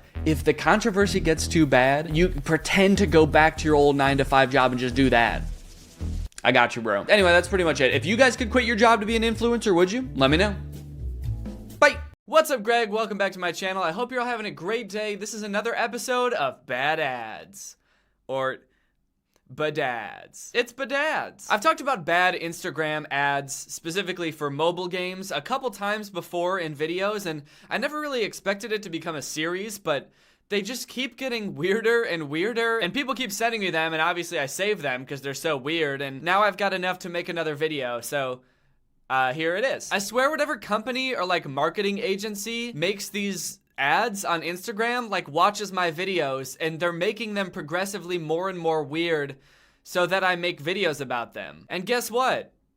It's working, because here I am making a video about them. They just keep getting weirder and weirder, like they're evolving. Okay, this has got to be one of the weirdest ones I've seen. It's a little game. It looks like you just go around and eat people's paint and make your pile of paint bigger. Pretty normal looking game, and the caption for it is, "Only 1844 kids will get this." There's two possible ways that this could be interpreted, and I'm not really sure which one they meant, but both of them make zero sense. The first interpretation is, only 1,844 kids will get this. As in, like, only this very specific number of kids will understand what this game's all about. And if that's what it means, then why would that be true? Why would only 1,844 kids understand this game? It looks pretty simple to me. And how could they possibly claim to be able to guess how many kids would get it? It's so specific. And then the other interpretation, obviously, is only 1844 kids will get this. As in, like, only kids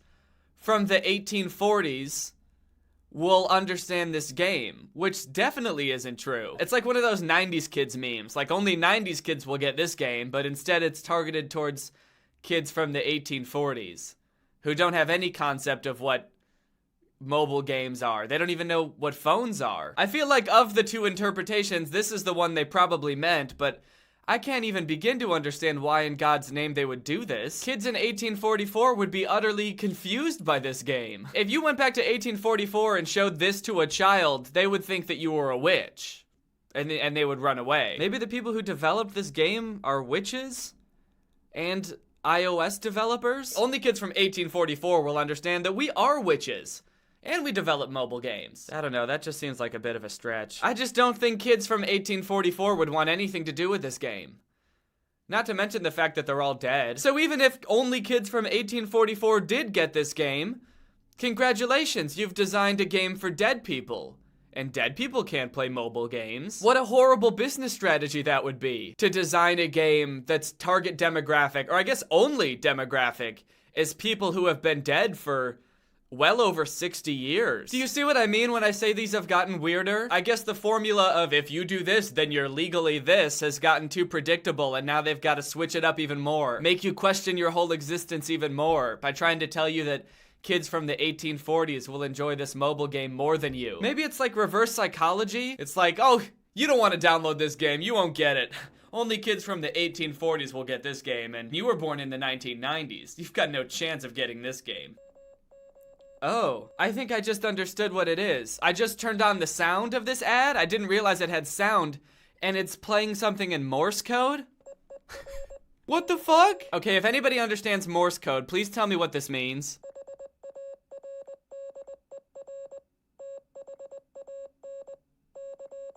If there's any kids out there from the 1840s, please help me decipher what this means so I can make sense of this ad. I can't believe they put Morse code in the ad. How would that make anybody want to download this game? Real men don't get wet. Okay, this is another one of the weirdest ones I've seen. So up here, you've just got a screenshot of the game. It looks like a brain teasers game. It's trying to test your mental skills. It's just a bunch of wine glasses and it says, whose glass will fill first? The weird part about this one is the caption of the actual Instagram picture, which is, the only app on Selena Gomez's phone. What? This is the only app on Selena Gomez's phone? She doesn't have, like, the texting app or the phone app. The only app on Selena Gomez's phone is this brain teasers app. I've always wondered how Selena Gomez stayed so sharp. I mean, she's smart. It is weird though. You'd think if she was so obsessed with this game to the point where she deleted every other app off her phone, she would talk about this game in like all of her interviews or something, but maybe she wants to keep it a secret. The most relaxing game ever. What? I'm confused. Is this a game for a phone? Why is she using a paintbrush for an iPhone game? Would that even work on a phone?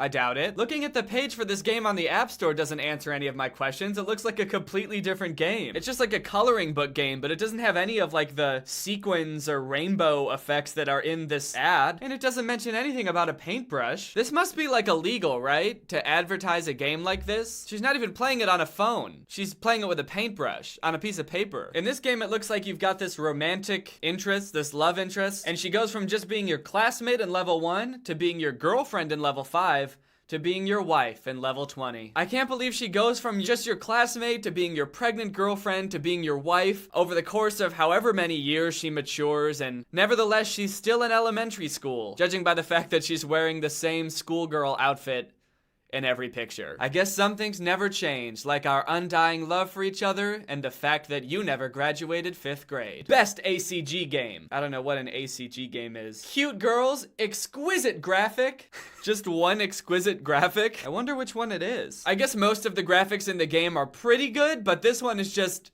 mwah, exquisite. Vivid interactive experience.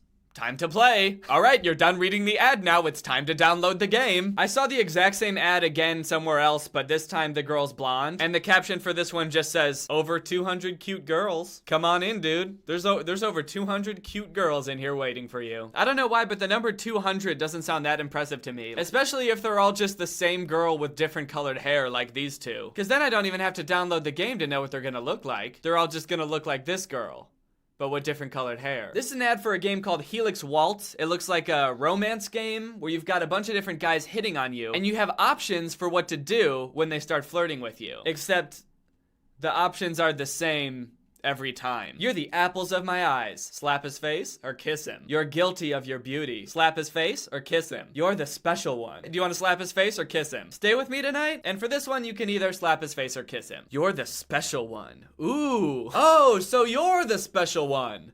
I've been looking for the special one, and it turns out it's you. What a vague, yet charming thing to say to somebody. Imagine being approached by this dude at like the club. He walks up to you with his long orange hair floating in the wind. He comes right up to you, grabs you by the arm and says, you're the special one. I mean, what would you do? Would you slap him in the face or kiss him? Okay, this one looks interesting. It's for an app called Matchington Mansion. Let's check it out. What? What the fuck?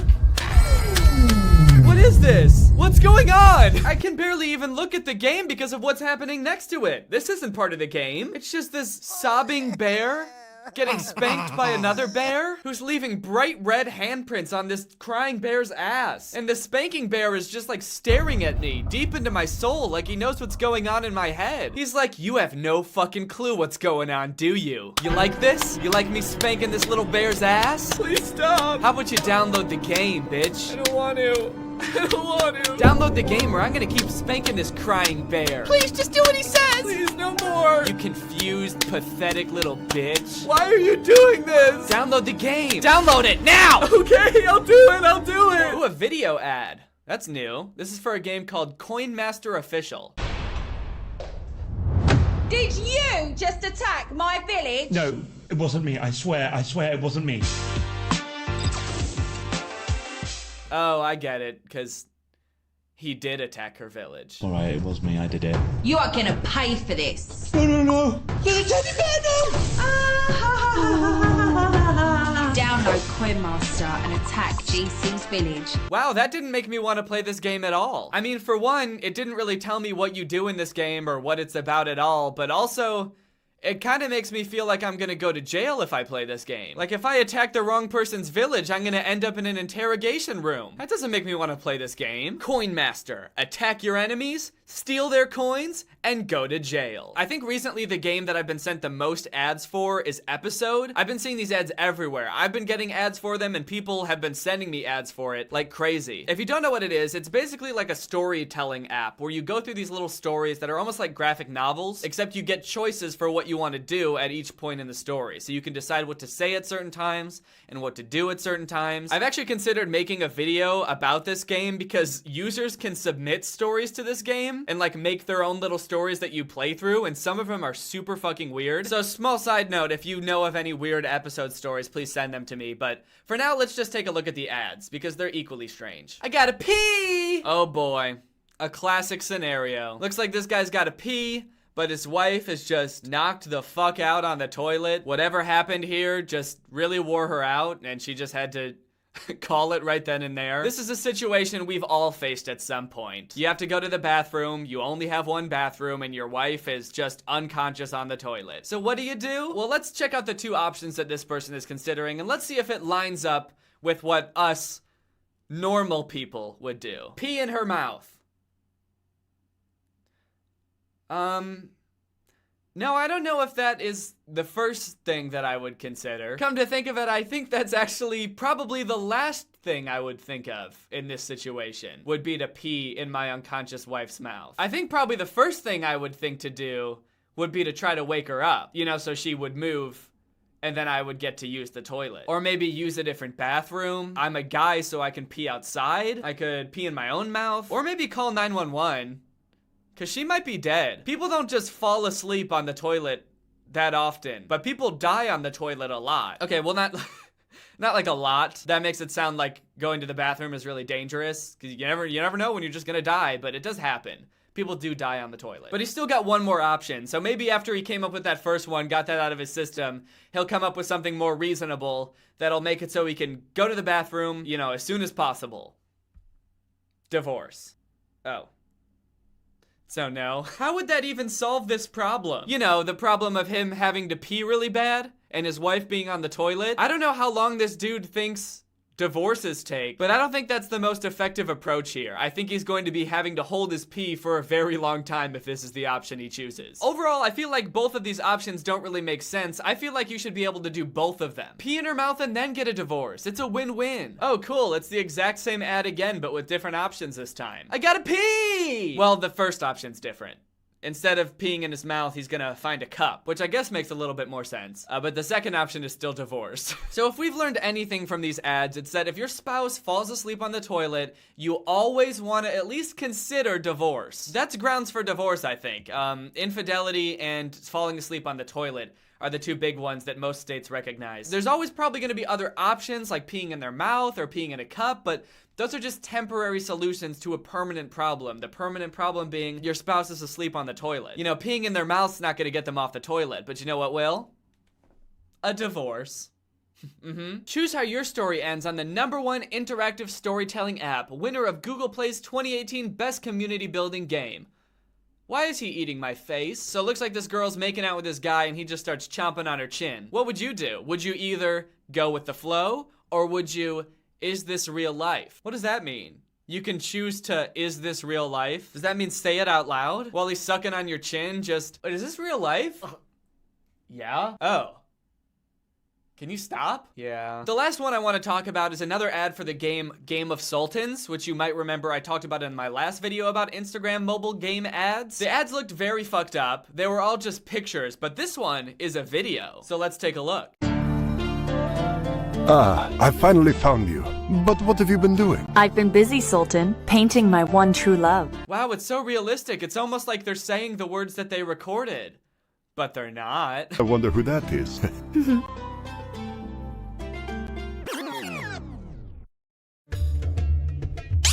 Uh-oh, it looks like the Sultan's in another one of his sticky situations. Looks like his queen is in love with a woman. But don't worry, the Sultan's got a pretty quick fix for this one.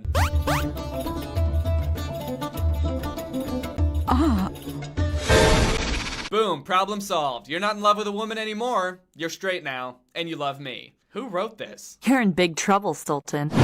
Download Game of Sultans on the App Store now. You're in big trouble, Sultan. Trying to turn me straight.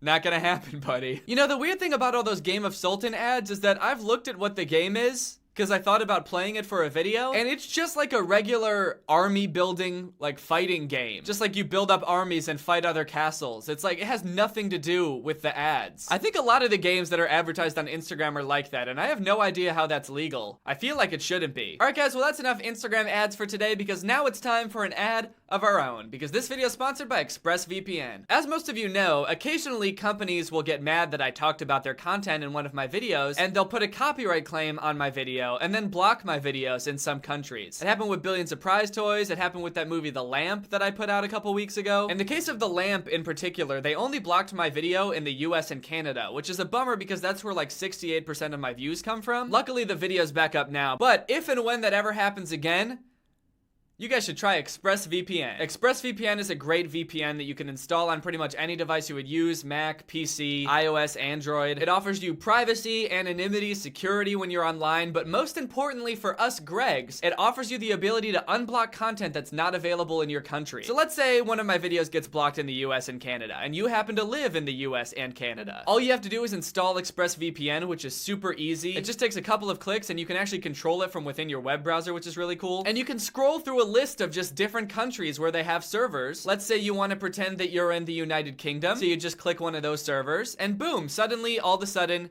you're British. There you go. You can watch the video. ExpressVPN has the fastest speeds, 24/7 customer service, server locations in 94 countries, and it's less than $7 a month with a 30-day money-back guarantee. So take back your internet privacy today and find out how you can get 3 months free by clicking the link in the description, expressvpn.com/Danny Gonzalez. That's expressvpn.com/Danny Gonzalez for a free 3 months with a 1-year package. Visit expressvpn.com/Danny Gonzalez to learn more. Thank you to ExpressVPN for sponsoring this video, and thank you to you guys for checking out ExpressVPN. Not only is it helpful for you guys to use ExpressVPN to watch videos that aren't available in your country, but it's also helpful to me when you guys support people that support this channel and makes it a lot easier for me to get sponsors. So thank you for checking out ExpressVPN by clicking the link in the description. All right, guys, thank you for watching this video. If you're not subscribed to my channel, make sure you subscribe and turn on my notifications to join Greg. Greg is my fan base here on YouTube. We're an army. If you subscribe and turn on my notifications, your name legally changes to Greg,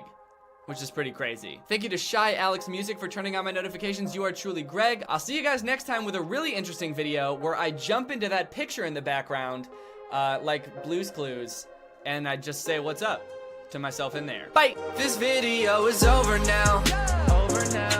Go find something else to watch, or just watch this video. I know we had a lot of fun, but you can't stay on this end screen forever. This video is over now, so why are you still watching this? Do you not? What's up, guys? It's me, Danny, back with another hilarious video, and today I'm kicking my dog.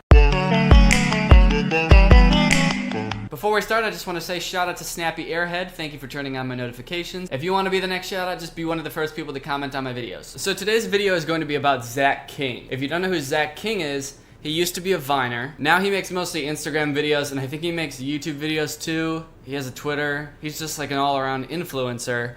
And his shtick is that he's like he used to be like a Vine magician, and now he's like a Instagram magician. Basically, he knows how to edit videos, and then but he calls it magic. And basically, he just makes crazy stuff happen. Let's take a look at one of his things. When you can't solve the Rubik's Cube, eat it. Okay, so the reason I wanted to make a video about Zach King is because he makes probably some of the cringiest videos that I've ever seen in my entire life. And it's really funny how cringy they are, and I feel like he doesn't even realize it. Like, some people make videos that are cringy because they know people will watch them because of how weird they are, but I feel like he's just like blissfully unaware they're just like weirdly off. Like the first thing you'll probably notice about his videos is that his reactions are like, and everybody else around are just like weird. Like nobody reacts properly to any situation in his videos. Wait, I have a different idea. Okay, stand clear. 3, 2, 1. Oh. Wow.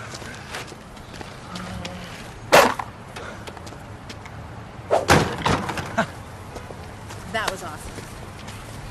Just like the way he like sort of giggles after he does something, like he's like, ha, first off, the weird grunting as he like pushes the shopping cart into the car. Just like, no, like who would do that as they're about to do something amazing? And then like the weird giggle after he puts the cart away. I love how nonchalant he is about having like magical powers in his videos. He's just like, just makes the cart into a miniature cart, throws it, and then he's just like, huh. Oh, it's 5 o'clock. Sweet. Sure, dude, just take your shirt off in the middle of the office. That's probably cool, right?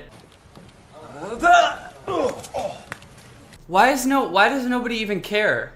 Like in this scene, nobody even looks at him when he does this. Like he's in this weird fake office and nobody even looks at him when he spins around in his chair and changes into a bathing suit and then just like jumps into his computer and everybody's just acting normally at their desks. It's so bizarre. It's like the videos are almost really cool, but then you're like, there's something really like weirdly off about them.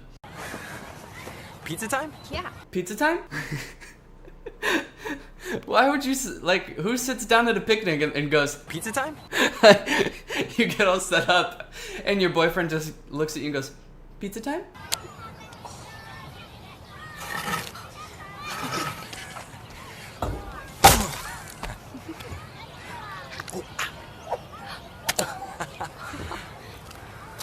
The only 2 words spoken in that entire video were pizza time, and then for the rest of it, they just giggle. They just look at each other and giggle.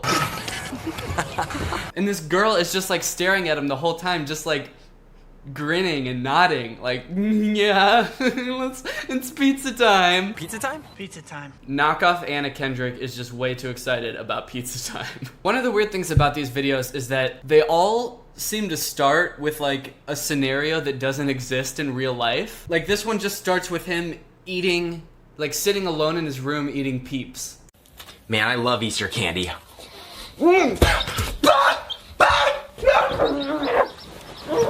Like what was that video going to be? He looks in the camera, he's alone eating Peeps, and he says, man, I love Easter candy. Was the video just gonna be him eating Peeps? Like what was going to happen if it didn't turn into a chick? It's like a made up scenario that doesn't make any sense by itself. The caption of this video is instant potato chip life hack. Happy Saturday, my awesome friends. These videos are like written by aliens that like know a lot about human civilization, but just like not enough. Happy Saturday, my awesome friends. Who would ever say that? What human being would ever say happy Saturday, my awesome friends? Like, what is he doing at the beginning of this video? He's like making his bed, but he's not. He's just like petting the side of the bed. Just making my house a home. Now, all I need is a person. Hey.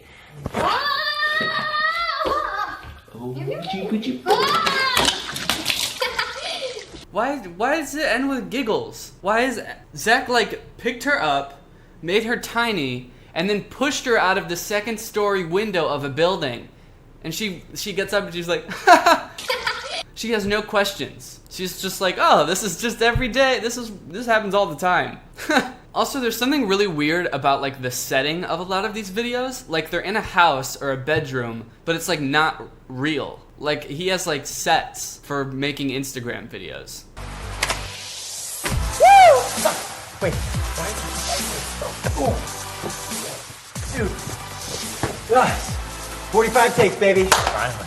Woo! Okay, this one's funny because the big reveal is that the room is sideways. And so it's like, look, it looks perfectly normal at first, But then the big reveal is that it's actually just a set, and he was sideways the whole time. But then it's like they went out of their way to make everything look as not normal as possible at the beginning. Like, he's all crumpled up and like hunched over, like not looking normal at all. And the room doesn't make any sense. There's like this weird pink skateboard from the 90s and a chair that no one owns. They've got like a third grader's painting of a roller skate and a badminton racket on the wall. The details are so weird. It's like they're trying to be like, we fooled you, it was a fake room the whole time. But it's like, yeah, obviously it's a fake room. Who hangs a fucking badminton racket on their wall? Just drinking some water.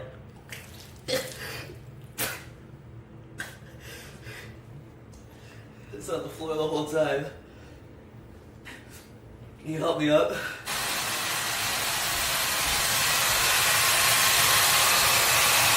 Like, this bathroom, it doesn't look like a real bathroom. Like, the doorway to his bedroom doesn't have a door. There's no hinge or anything. And the toilet's just there. There's like a random lamp in his bathroom. He has like sets, like TV production sets for making Instagram videos. You guys send me so much fan mail and I absolutely love it. Like, this room is, I guess, supposed to be like his bedroom or office or something. But he's like, this dude's like 30 and he's got like a kid's bicycle helmet hanging on his wall, in this like blue desk for a 5th grader, like toy cars and stuff on his shelf. Whose room is this? And if this is a set that was just built for this video, why didn't they make it look more like a grown man's room? Why is he pretending to be a 5th grader? I don't understand. Hey, I'm kind of hungry. Don't. How do you turn some clothes into a hot dog? No, don't. Wow. I guess it's still pants. Oh my god. Like a dog pants. No. Sorry.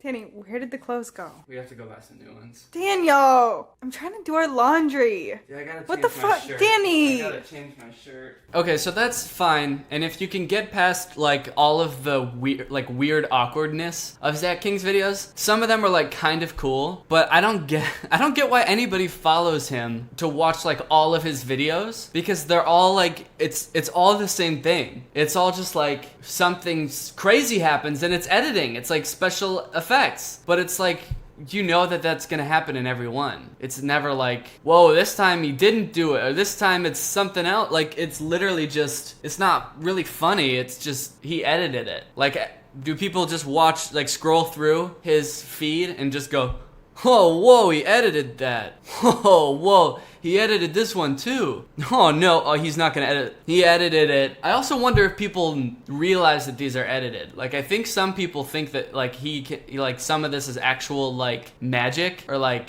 not magic, but like sleight of hand or whatever, and not just like editing. So I actually want to take a look at some of the comments on these videos and see what like people who follow him actually think of these, because I just don't get the appeal, and I would like to try to understand. Okay, so here's a video. Okay, so they pull this really long ladder out of his car, they put it up in a tree, and he glides down on the airplane. Pretty simple. Let's take a look at the comments. So this kid said, is that even real? Like, he's like skeptical, but he still kind of thinks it's real. Someone just says, you win.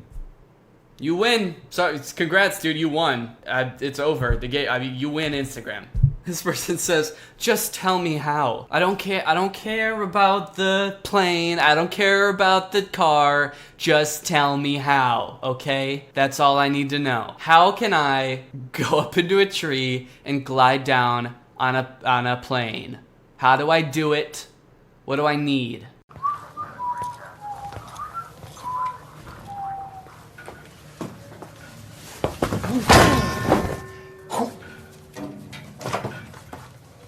This is one of my favorite ones, because when he gets out and he's in his boxers, he like covers his privates, but he's wearing boxers. It's like, dude, no one's looking at your dick because you're wearing boxers. I don't get it. Why does he go, oh god, no, not my boxers, the thing that keeps people from seeing my dick? It's just a little bit off. Like, if he was actually naked, that would make sense, but he's not, and he does it anyway. Okay, there's some good comments on this one.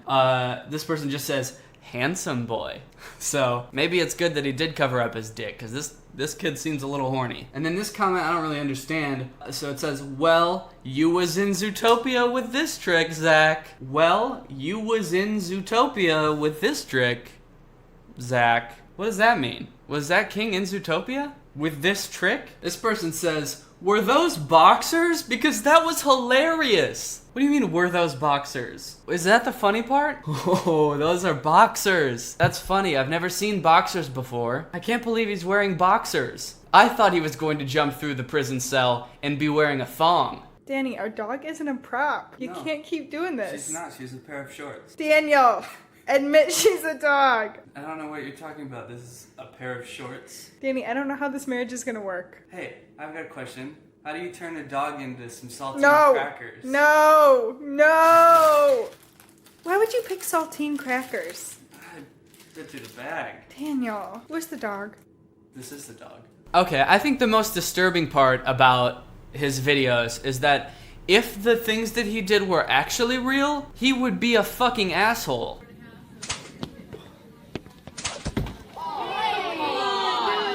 Like, most of these videos are like him, like, dropping a girl, like, making that girl tiny and kicking her out the window. Or eating a personified hot dog. I hate how my wife is dancing with this hot dog. Babe! Like, he gets jealous of a hot dog and then and eats it. I don't like to push my friends in the pool. I like to throw them. You ready, Josh?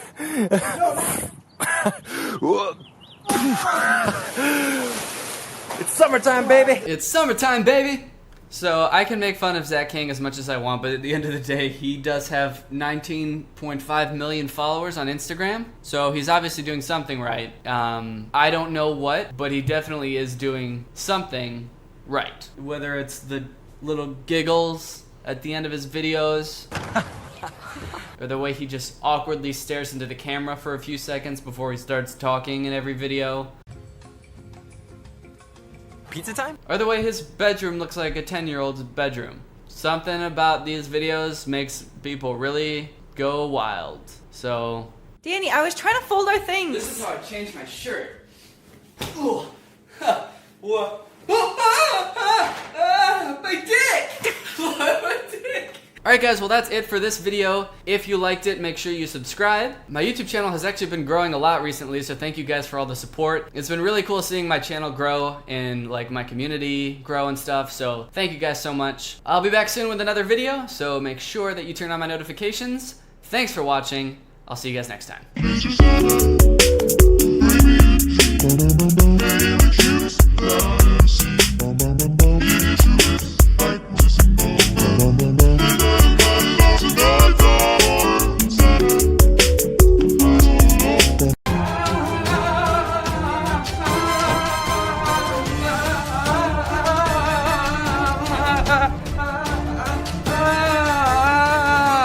Sorry guys, I don't have much time. I'm being chased by a really spooky bad guy, so let's just jump right into this video. I've done a decent amount of videos before on shitty children's YouTube channels like The Sharers and Chad Wildclay, V Quaint, but what if I told you that they're all connected? You know how like the Marvel movies, each superheroes have their own movies, but they're all like connected because they all have like the same bad guy and they all are in the same universe together? It's called like the Marvel Cinematic Universe. This is like the same thing, but with shitty children's YouTube channels. I call it the Bad Children's Content Cinematic Universe, or just the Shitty Avengers for short. For the past like month or so, all of these channels have been making videos where they're battling against this evil dude named the Game Master. He's like this evil, mischievous hacker who's in love with games. He always makes them play games, and he's really elusive. The only time you ever see him up close is in the thumbnails of their videos somehow. But in the actual videos, he's always very far away and difficult to see. There's been this like ongoing plot where you have to basically go from channel to channel to see what happens next because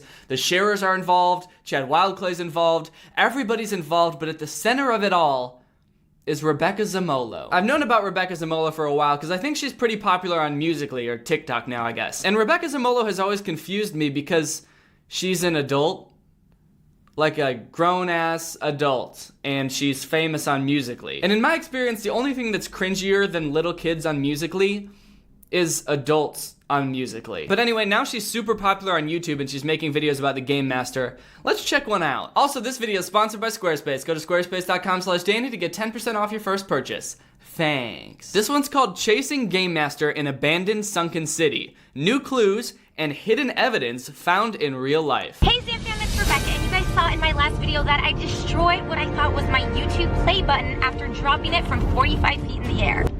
When I looked inside, I realized that it was not only fake, but it had a secret hidden tracking device that the Game Master had been using to spy on me. Also inside was a note from the Game Master. Also, you guys saw in our last video on the Matt and Rebecca channel that we found some secret surveillance cameras. Also, you guys, there has been this smiley face right here, and it's been at the bottom of most of the notes. So right now, we are driving to the abandoned sunken city. Okay, there's a lot to process in this intro. These videos have been going on for a long time, and in every episode at the beginning, they summarize what happened in like the past 5 episodes. So the intro to this video was like a minute and a half of her just being like, and then we found this clue which led us here, and then we found a little guy putting cameras in our house, and then I broke my YouTube play button for some reason. But you know, it's nice to have a little backstory for what's going on and where they are now. Even though none of it made any sense to me. None of it made any sense at all, but it's nice to hear why they think it makes sense. Like the part where she said she found a tracking device in her 1 million subscriber plaque. Like, why would that be a place to put a tracking device? When you get a plaque, you hang it on the wall and it stays there forever. Like, what is she carrying around her 1 million subscriber plaque everywhere she goes? What good would putting a tracking device in it be? Basically, the Game Master has been threatening to delete videos off of Matt and Rebecca's YouTube channels, but he's obsessed with games, so he's been making them play little games and riddles, and if they win, he doesn't delete their YouTube videos. He's a dubious guy. So anyway, somehow the clues that she's gotten led her to this sunken city in LA. You'll notice that it's neither sunken or a city. It's just like a large area of dirt near the ocean. So, not really a sunken city. I just got a message from the Game Master. It says, this is a game for 2, but only 1 will win. What does the note say? 5 different letters, all hidden, it's true. Put them together is something so blue. And there's a smiley face at the end. Oh my gosh. All right, so they find this thing that says they have 20 minutes to find 5 letters, and then once they find the 5 letters, that's gonna spell out something blue. And the Game Master is DMing them on Instagram clues to help them find the letters. It's another message from the Game Master. It just has a tree and a kite emoji. What does that mean? I don't see any kites going. Let's just go try to find the tree first then. Okay. Look. Look. Oh! Is that? Oh my gosh, you guys. What? Hey, this is it. So the first clue is a kite emoji and a tree emoji, and they find the letter next to a tree with a kite in it. Wow, man, these are some tricky clues. I hope the next ones are a little easier, otherwise there's no way they're gonna find all these letters. Looks like it used to be a kite and it's stuck up in a tree, and this is super creepy right now. It is nice of her to tell us that it's creepy though, because honestly I was just thinking that it's a pretty normal sight. It's a kite stuck in a tree. That's usually where kites get stuck. It's in the middle of the day, but it's a good thing Rebecca told me that this is creepy, because now I'm scared as hell. Another DM, but this time it's an apple and a bowl of cereal. I don't know what that means. You guys comment if you know, but I think we need to just search this abandoned sunken city and hopefully we find something. One of the funniest things about these videos is they're so lazy and incompetent. It's like they just barely solve each puzzle. They're very easy puzzles every time. Like the second she gets the DM from the Game Master, without even thinking about it, she's just like, apple? Cereal? Pfft, I don't know what this means. Guys, comment below and help me solve this riddle. I'm just gonna go wander around aimlessly until I figure this shit out. Whoa, look, it says drone right here. Do you guys think there's a drone watching us? Yeah, probably. There's probably a drone spying on you. I know if I was gonna spy on somebody with a drone, I would try to spray paint drone somewhere in their view. You know, like a little sneaky guy. Matt! What? Apple Jacks. Oh! Oh. E!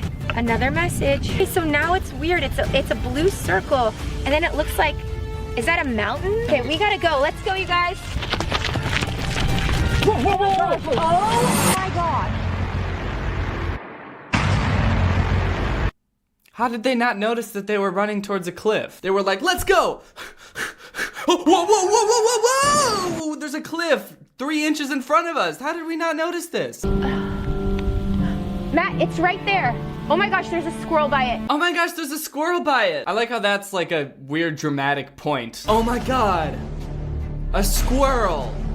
Outside? He must be working with the game master. Who the fuck are you working for? Something's here. Perfect. Looks like it's an M. Aim. Eventually they find an M, or what could be either an M or a W, but they pretend to not realize that it could be a W, despite even holding it upside down sometimes, like it's a W, until the very end. Beck. Oh, water. Water. Water. And once they figure it out, it's like this huge epiphany, like, what? An M is just a W upside down? Then they have to solve a few more clues, and they get a little bit more intricate. There's one where they pick up mirrors in 2 different spots, and they have to use the sun's light, shine it from mirror to mirror, and when they do that, it shines light directly into one specific location. So they go over there, and they find nothing. There's nothing there. But then they turn around. Who's here? Maybe it's in the tree. Beck, who is that? It's the guy with the mask. Is that the game master? Who's that guy? He's wearing a mask. We can't tell who he is. Oh my god, he's taking it off. Holy shit! It's a guy in a different mask. And then he just runs off. That's all he wanted to do. He just runs off, and they chase him. So, what was the point of this whole thing? The game master was like, ha ha ha. If they solve the riddles, then they're gonna see me, and I'm gonna be standing there. And then they'll know that I am there. And then I'm gonna run away. It's not a very elegant way to get out of this situation for the game master. Like, he seems pretty cool standing up there, and then all of a sudden he's just like, ha ha ha ha. This chase is weird too, because sometimes the cameraman is like closer to the game master than he is to Matt and Rebecca. Like, he's faster than everybody there, and he just chooses not to trap the game master because, you know, he's just trying to get the shot. Matt and Rebecca are probably pissed at him, like, what the fuck are you doing? Don't slow down to get shots of us. Go get him. He's getting away. Now we're never gonna find out what's behind that mask. It's probably another mask. Matt, his mask. Look, Matt, he's getting away. We gotta get in the car. Let's go. Oh, he got away. Look at him driving away in his old ass car. I like how he gives him a little as he drives away. Just as a little like, fuck you. Sam, we're in the car. We're chasing the game master right now. I just saw this. Oh my gosh. We have this that is on the back of this mask. So they found there's like codes on the back of his mask, like little clues. It seemed like the game master didn't mean to drop the mask, so why would he write clues in his own mask? So I don't know if he meant, but we're gonna go. Matt, he's right there.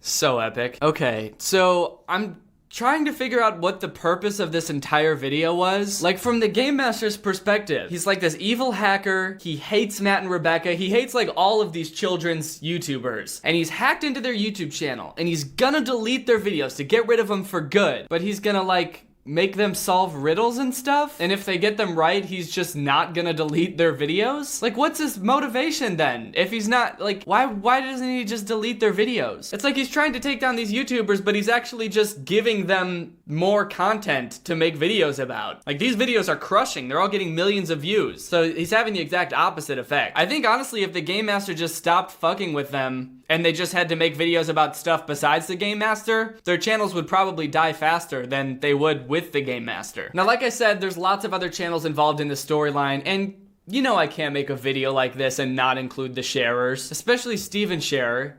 He's just so weird. This video he posted called Abandoned Evidence Found in Game Master Top Secret Mystery Treasure Chest. The backstory for this is Steven Sharer and his sister Grace Sharer were kayaking and they found this old abandoned boat and they found a treasure chest, and for some reason they think it's from the Game Master, so now they're gonna try to open it. So now everything's unlocked. The treasure chest is ready. Ooh, it's really hot. Really? It's really hot. I don't know if that's from being out in the sun or what. What? She just destroyed her hand on that. It was like burning the flesh off of her hand, and she was just like, huh. Yeah, it's pretty hot. I like how they're wearing protection on every part of their body except their hands, which is the one thing they're using to touch the safe. Anyway, eventually they open the safe and it starts smoking. Smoke just starts billowing out of the safe. And so naturally they just run around frantically screaming. Whoa, Steven! Steven! Oh my gosh, what do we do? Whoa,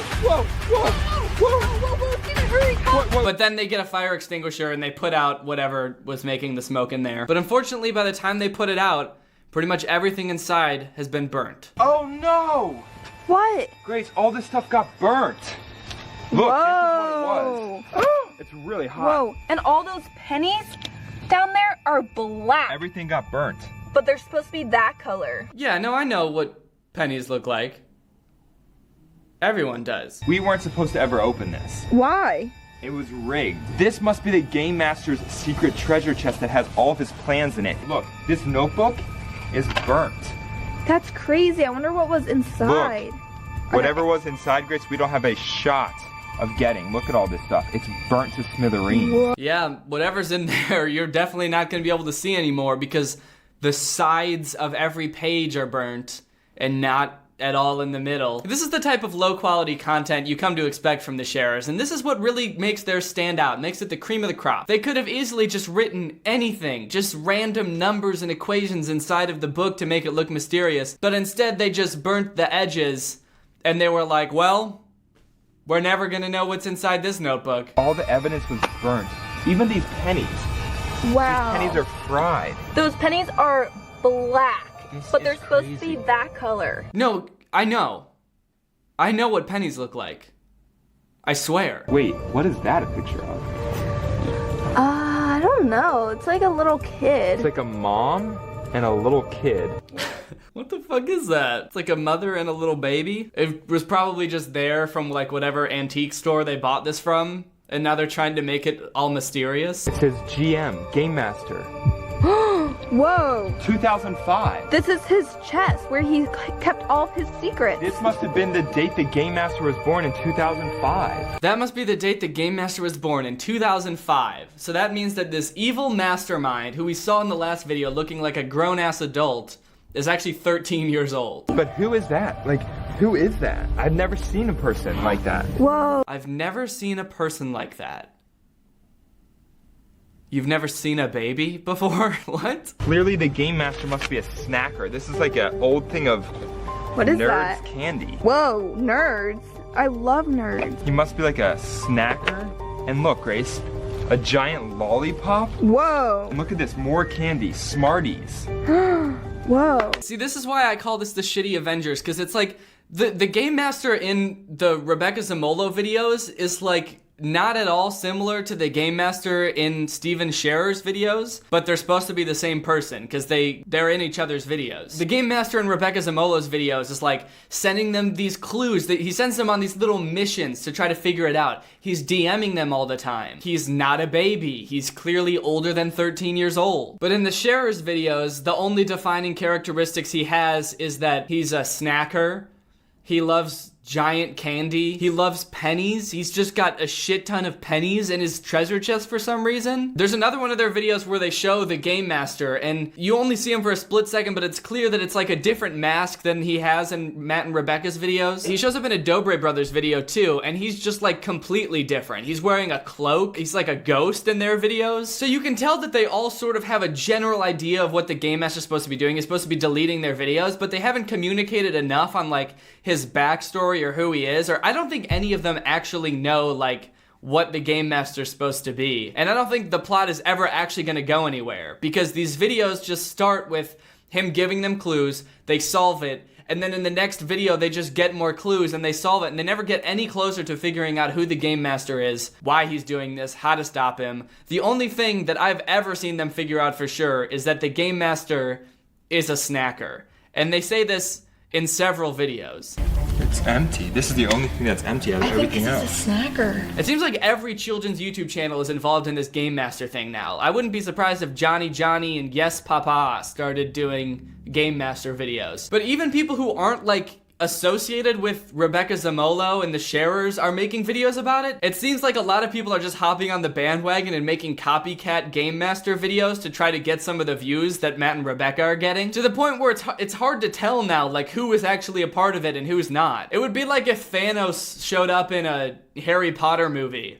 Like the writers were just like, yeah, really liked Thanos. We noticed that the Avengers movies were doing really well. So now Harry Potter's fighting Thanos too. Thanos hates Harry Potter now. And suddenly just every movie that comes out, even ones that have nothing to do with Marvel, are just like Thanos is the bad guy. Anyways, I don't know. It's not a big deal to me. Obviously, it's made up. There's no way that the Game Master is like watching this and he's gonna hack my channel to do a sponsorship for this video now. So anyway. This is a message for Danny Gonzalez and all of his viewers. I am the Game Master, and I'm taking over this channel to tell you all about Squarespace. Guys, you know there's two things I truly love in life, snacks and pennies. Both things I love to eat. But what you might not have known is that I also love making websites about snacks and pennies.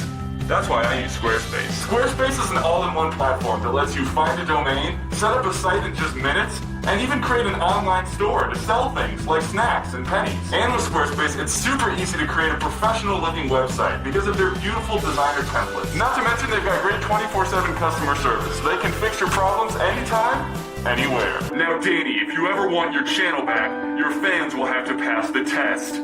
They'll have to go to squarespace.com/Danny to get 10% off their first purchase, and use Squarespace to create a website about Greg and how it's the fastest growing army on YouTube. If they do this, you can have your channel back. But if they don't, I'm gonna delete all your videos, or something like that. I haven't really decided yet, but I'm gonna do something with your videos. Okay. Bye. Alright guys, thank you for watching this video. I hope you enjoyed it. Make sure you subscribe and turn on my notifications to join Greg. Greg is my fan base. We're a family. We're the strongest family on YouTube and the fastest growing army on YouTube. So if you want to join Greg, just subscribe and turn on my notifications. Thank you, Eric Goove, for turning on my notifications. You are truly Greg. I'll see you guys next time with a really interesting video where instead of putting my camera on a tripod, I put it inside my own throat and I film like that. Bye. That's right, folks. We hit a milli! Hello everyone and welcome back to my second channel. That's right, this is my second channel, not my main channel. If you thought this was my main channel, you honestly, at this point, you're just plain dumb. Because this is my second channel where I like to get a little bit goofy, a little bit wacky, and a little bit silly and drink LaCroix. Today I've got a nice, crisp limoncello.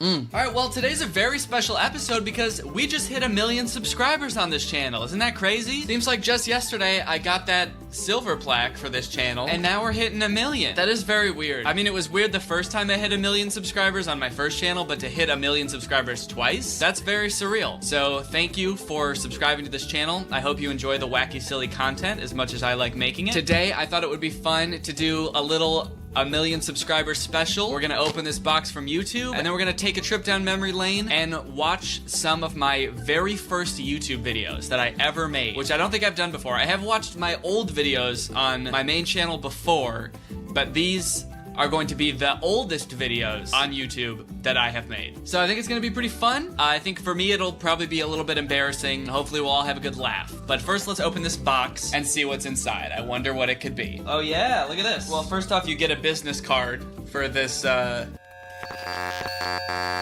you get a business card for the people that make the awards in case you ever need them to make you an award. And then we got a letter from Susan Wojcicki.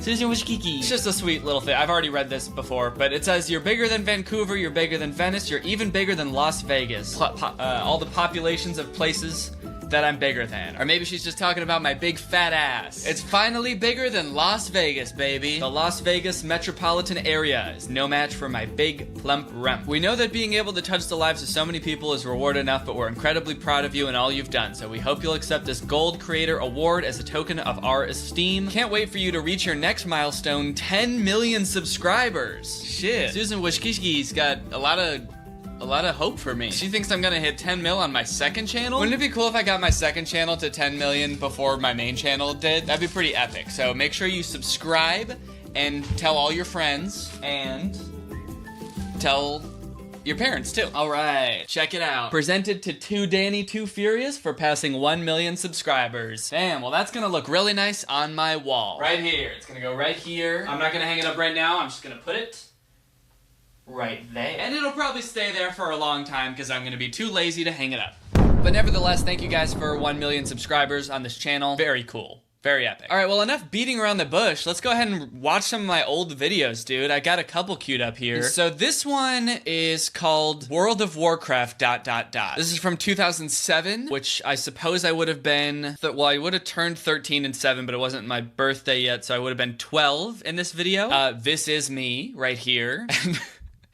Right off the bat, you can tell that I was very small for my age. This is my friend, we are still the same age. He hasn't out-aged me. We were the same age at the time, and we still are to this day. And I was very small for my age. I believe this video, I haven't watched this video in a long time. I believe it's about having a friend that is addicted to World of Warcraft. World of Warcraft was like big in the zeitgeist of 2007. As you can tell by the like to dislike ratio, we pretty much nailed it. Pretty much made a great video. All right, well, let's check this shit out. What do you say? Hi, I'm Danny. And I'm Nico. We used to have a friend who was very near and dear to us. He loved to play with us and hang out. Aww. My voice is so painful to listen to, personally. I don't know if it's that way for everyone else, but I really don't like listening to my voice when it sounds like that. I sound like the sweetest little baby. He would always want to do stuff, until one day a certain game came along. A game called World of Warcraft. Or rather, WoW. He became addicted to it, and we couldn't get him to hang out with us anymore. We tried making him go to classes to get on with his life. But that just didn't work. He just kept playing. So we did some research. And what we found was very disturbing and shocking. This is that story, and how we ended up here. Time to die! Okay, and then we cut to the flashback. I believe there's only one flashback in this video. We're not pulling a lemonade mouth and doing a flashback within a flashback. So I guess pretty simple beginning. We say our friend was addicted to World of Warcraft, and we researched it, and what we found was very disturbing. And now apparently we're like tied up in these chairs, and a voice from off screen says it's time to die. To die. And then I think we're like supposed. I don't really know what's going on with the chairs leaning back, like, because we're so obviously pushing ourselves back, but I think maybe we're supposed to be in chairs that are being like, you know, rotated back. That way someone can come and kill us. Like, we're strapped to the ground now, and so it's easier to stab us if we're horizontal. I don't know what the deal with that is. I think I remember even at this time being confused about what was going on, and surprisingly having 13 years pass has not cleared it up. I still don't know what is going on in this scene. But look at my tiny little baby feet. Oh yeah! Yeah, this is awesome! Whoa! Hit me up top! Darn it! We need another player. Oh my god, I sounded just so annoying. Low key, I think it's pretty impressive that I had any friends in middle school. I was, from the looks of it, like 3 feet tall, and I had a voice like a little goblin. Even the shirt, like, yeah, look at this like 2007 fashion too. I've got like a really baggy t-shirt on, really baggy jeans, everything baggy. Also worth noting, in 2007, my room that I shared with my brother was painted like Harry Potter, like Hogwarts. So that's why there's this like brick pattern on the wall. It's supposed to be like a castle thing going on. My mom painted it that way. It was actually pretty tight. We need another player. Yeah. Let's go. Man. Hey, Matt, do you want to play with us? Yeah, come on. No, give me like another...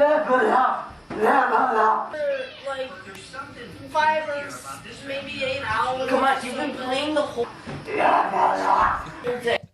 Okay, so the premise of this video is that, like, Matt, who's my brother, is playing World of Warcraft, and I guess, like, the reason he's addicted to World of Warcraft is because there's this creature, this guy right here, that only he can see, that's just a dude in a tiger mask that we got from the zoo, holding a hammer, who is just telling him to keep leveling up, and I guess he's, like, threatening him with the hammer, but only Matt can see him, so me and my friend are just like, why won't he play with us? But I like, it keeps cutting back and forth from, like, what we see to what he sees. Yeah, come on. No, give me like another... And I like how in one, we're just like standing there perfectly still, just being like, do you want to play with us? And then when it cuts to the shots with the tiger with the hammer, we're like, come on, dude! What? Come play with us, man! I think that's probably what we thought we were doing in the previous shots, and then it just like didn't match up at all. Look at this posture. I got this lean going on. Come on, dude, come play with us. I need a couple more hours. One more level, one more hour, one more day, one more day! God, one more day! Play all night, play all morning. Okay. Seems like maybe we should have just, like, picked a different take for that one. The one where, like, the villain isn't clearing his throat. Play all night, play all morning. Play all night, play... Oh, fuck. Play all morning. Yes, listen to me, the great god of World of Warcraft. Really good exposition there. Listen to me, the god of World of Warcraft. That's who I am in this story, and that's how we're establishing it. I'm just saying, listen to me, the god of World of Warcraft. Yes, one more level, one more level, one more level. Also great camera work. Whoever was in charge of the camera work, nice job. It might have been me. Actually, probably not me, because if it was me, it would have looked like a mouse was filming it, because everyone was so much taller than me. Welcome to the World of Warcraft Rehabilitation Center. How may I help you? We have a friend who's addicted to World of Warcraft. Alright, what is his name? His name is Matt. Matt, last name please? Anonymous. Did I just not know how clothes fit, or was this really the style? I don't remember like owning such baggy clothes. This is crazy. Look at this hoodie, dude. I guess my mom was just thinking like, any day now he's gonna start growing. He's not gonna be 3 feet tall forever, right? She was just like willing it into existence that I would be a normal height someday. And you know what? She was right. 5'10", baby. Exactly average. How long did he get it? What level is he on? Does he have withdrawal from friends? Does he give up eating and sleeping to play World of Warcraft? Yeah. Yeah, yes to all. All of them? Yes. Every single one. Even the ones that weren't a yes or no question? Yes. Yes to all. Even the question where I said what level is he in the game? Yes. Yes, he is. Yes, he is. He is level yes. Yes. Alright. Just check a few things here. Oh. I'm very sorry. Your friend seems to have a severe obsession with World of Warcraft. We're gonna need him right.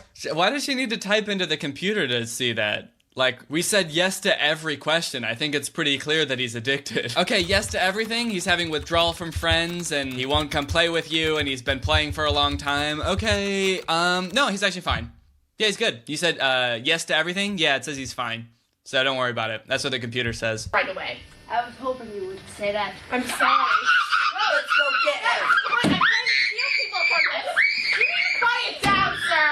Sir! Pretty glad that I don't sound like that for the entire video. That's, I don't think that I would be able to make it through this video if I sounded like that the entire time. So I'm glad I'm pretty sure I only do that once. Okay, so she says we need to bring him in, and then we're like, oh. I was hoping you would say that. And then I pull out a toy lightsaber, and my friend pulls out a GameCube? I'm sorry. That's just a straight up GameCube that he's holding by like the handle on the back of it. And I actually remember filming this because he hit the ceiling of his basement with the GameCube. Let's go get him. Quiet down, sir. Stop playing. You have to go to a class. Yeah. Going. No. Listen. Matt, you have to come to this class. You are addicted. So in this scene, I guess we don't have a cameraman or something, because you can tell that I'm clearly holding the camera, but also trying to participate in the scene. Get your life back together. Come on. No, you must level up or face the hammer. What do you... Matt, come on. I feel like I'm not even participating in the scene at all. I'm just like occasionally echoing what other people are saying. Matt, come on. Let's go, Matt. Seriously. Okay, Come on. Jeez, Matt. We expected better from you. Yeah, we expected better from you. Me, the camera guy, the sound guy, the director, the writer of this video, we all expected better, dude. Even though we wrote this scene for you to be like this, we all expected better. Where's your friend? He wouldn't come. Who is that? Who's that? This is one of our failed patients. He never seen the grand finality. He's playing night and day. There's no word around here, Dane. Yeah, I definitely feel like this part might be a little bit insensitive to people who have actually dealt with real addictions. In fact, you know what? Maybe the whole video is. I only have one advice for him. Beware of the tiger with the hammer. Tiger with the hammer? Well, it's the god of World of Warcraft. Only true addicts can see him. I'm ashamed to say this, but I myself used to be an addict once, and once you see him, there's no turning back. I can never see the tiger with the hammer again. No! Why? No! Shit. What if he just like beat her to death with the hammer? I don't want you to play World of Warcraft anymore. I'm just here to kill you now. Okay, so let's skip ahead a little bit. We do some research. We're looking on the computer. We're looking at CDs. Maybe some of these CDs can help. Looks like the only way we're gonna be able to see the tiger with a hammer and then defeat him is to play World of Warcraft ourselves. Oh shit, okay, so the plan is the only way we can see the tiger with a hammer is if we play World of Warcraft ourselves. So that's our dangerous, daring plan. Alright, Matt, let me play. No. Come on. No, let them play. Let them play. Let them join the brethren. Okay, Level yeah, just up. go over there. Oh shit. Okay, I'm glad I'm sitting like this. Do you see what I have on my foot right here? You know what this is right here? That's a wheel, because these are Heelys. That's right, baby. When I was 12, I had Heelys. I think my friend got them for me for my 12th birthday. I try not to be too jealous, alright? I was pretty much the coolest kid around. I was probably Heelying through my middle school hallways, Heelying right under people's legs because I was so goddamn small. This guy right here. Okay, wait, let me do something. Level up. Here, just press Level up. Do you hear something? Ah, Hey, there is! I've been tricked. Oh yeah, kill him! Kill him! Let that happen, now, can we? Oh no. You want to sleep now? No! Now I must sleep too. Okay, did he knock me out? What happened? No! Wait, what? Did we film this at a different time of day? Because at first I was like, that shot looks darker than this shot. But then I'm also now realizing that I'm wearing a hoodie in this shot, and I'm not in this shot. I'm just wearing a white t-shirt. I guess we just forgot to film the rest of that scene and realized later that night. And I also forgot what I was wearing. This is how we got here. Time to. So now we flash forward to where we were at the beginning. And wait, isn't he wearing... Nico's wearing something different too. Yeah, we both are. I'm wearing an Adidas hoodie, and my friend is wearing a polo shirt. And if we go forward to the beginning, my friend is wearing a jacket, and I'm wearing a different color hoodie. Damn, I was a dumb 12-year-old. Why wouldn't we just film the flashback part at the same time as this? Shit. I'm glad I'm not stupid anymore. Ah! Oh god. Wait a minute! Wait a minute! What? Matt? I got to level 60, and I can't level up anymore! Well, what am I supposed to do now? By the expansion.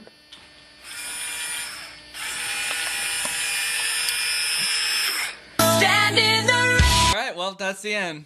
That was a nice little zinger at the end. Buy the expansion pack for World of Warcraft? Some solid World of Warcraft humor. This video might seem like we were making fun of World of Warcraft, but we all played World of Warcraft. So I think we were just like really into it and wanted to make a video about it. Also, the comments are turned off now. I think because YouTube has since made it so that any videos made by kids don't have the comments turned on. But at the time, I'm pretty sure this video only got one comment and it was just douchebags. So, I mean, when you look at that and you look at the like to dislike ratio, I think it was pretty easy to see right from the start that I would someday have 1 million subscribers on 2 channels. All in all, I like watching my old videos. It's kind of sweet. It's kind of fun to look back at them and think about a time when I just being a YouTuber was just a pipe dream of mine. And I didn't even probably know if like being a YouTuber was a real thing. I think probably the only YouTubers I knew about were Smosh. And it was just me making goofy videos with my friends. And now look at me. I'm making goofy, wacky videos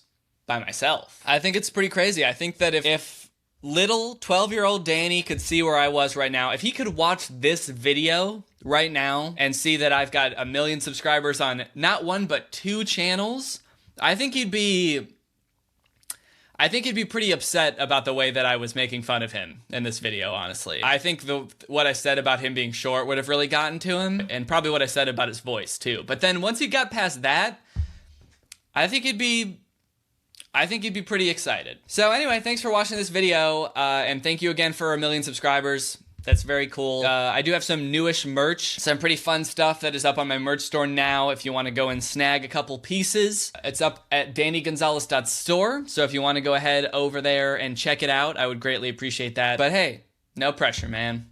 You do you. Anyway, that's the end of the video. Hello, everybody, and welcome back to the Sparkling Water Power Hour, where I'm gonna chug this entire sparkling water and it's gonna take me an hour. Welcome back to the second channel. Thank you for coming back. It's gonna be a really exciting time today. I've been having a good week. I hope you have as well. We're gonna get into the subreddit. Should be lots to talk about this week. I've had a lot going on, which if you've been in the subreddit, you could probably tell, but I was visiting Curtis in Toronto for his birthday. I surprised him. That was really fun. I ran my half marathon. I think there was about 24 hours in between when Curtis's birthday celebration ended and when I was waking up to run that half marathon. So I think there will be posts about that so we can get into it. But overall, it was a very fun week. Also, sorry for the mess behind me.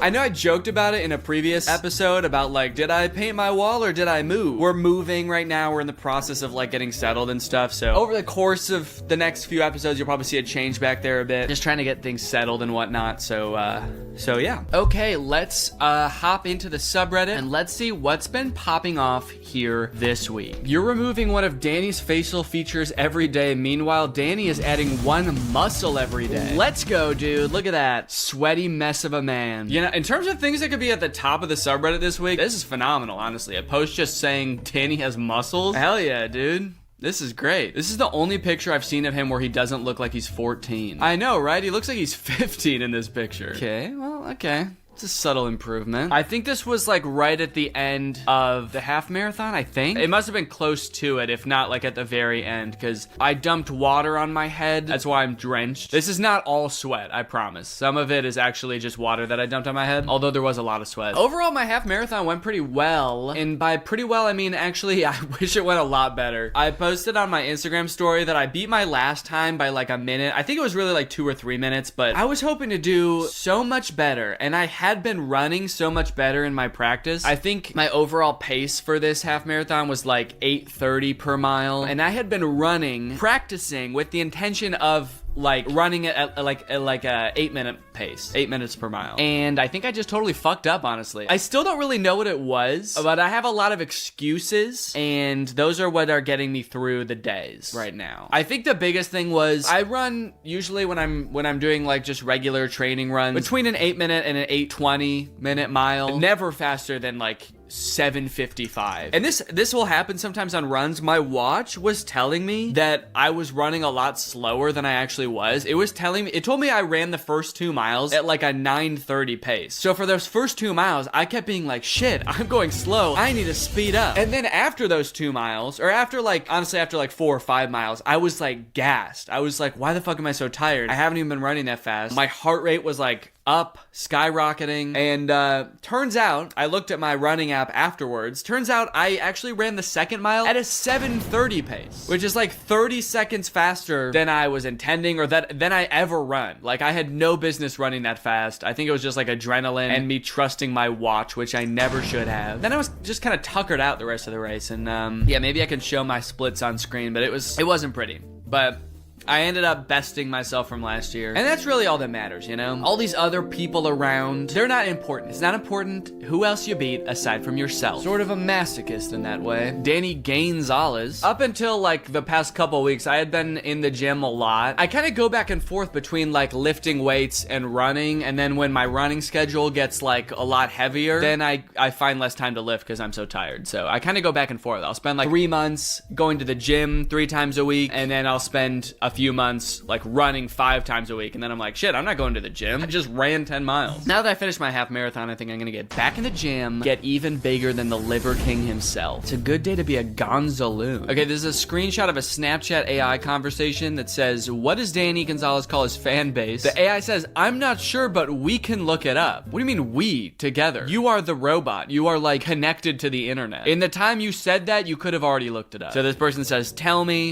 and then he responds, Danny Gonzalez calls his fan base Gonzaloons. Okay, so you can't look it up. Just say that then. What a crazy lie. I mean, where do you get off, dude? The AI clearly just made that up. That's wild. You'd think a being that has unfettered access to the internet could have just like spat out a very generic response with correct information. See, this is why I'm not so sure about AI, guys. Not so sure we'll be getting the most accurate information from it. Mine said it didn't know. Edit, I asked again and it said Gonzalez groupies. So not only is it a liar, it's also also inconsistent. What if AI is actually just people from like an alternate reality? And in this alternate reality, I really do call my fan base Gonzaloons. The AI is actually this person who's asking it from an alternate reality. They both think they're talking to AI, but the AI has gotten so sentient that it's actually not a robot. It is actually a sentient being from another realm. Some sort of fucked up reality where I call my fans Gonzaloons. I found this funny. Okay, it's 2 notifications. One of my video called I'm Zombies, and the other one of a different video called You're a Grown Man. Ouch. Feels like it's in direct response to my video, being like, guys, I uploaded a new video. I'm Zombies. Isn't that crazy? And the other video's like, you're a grown-ass man.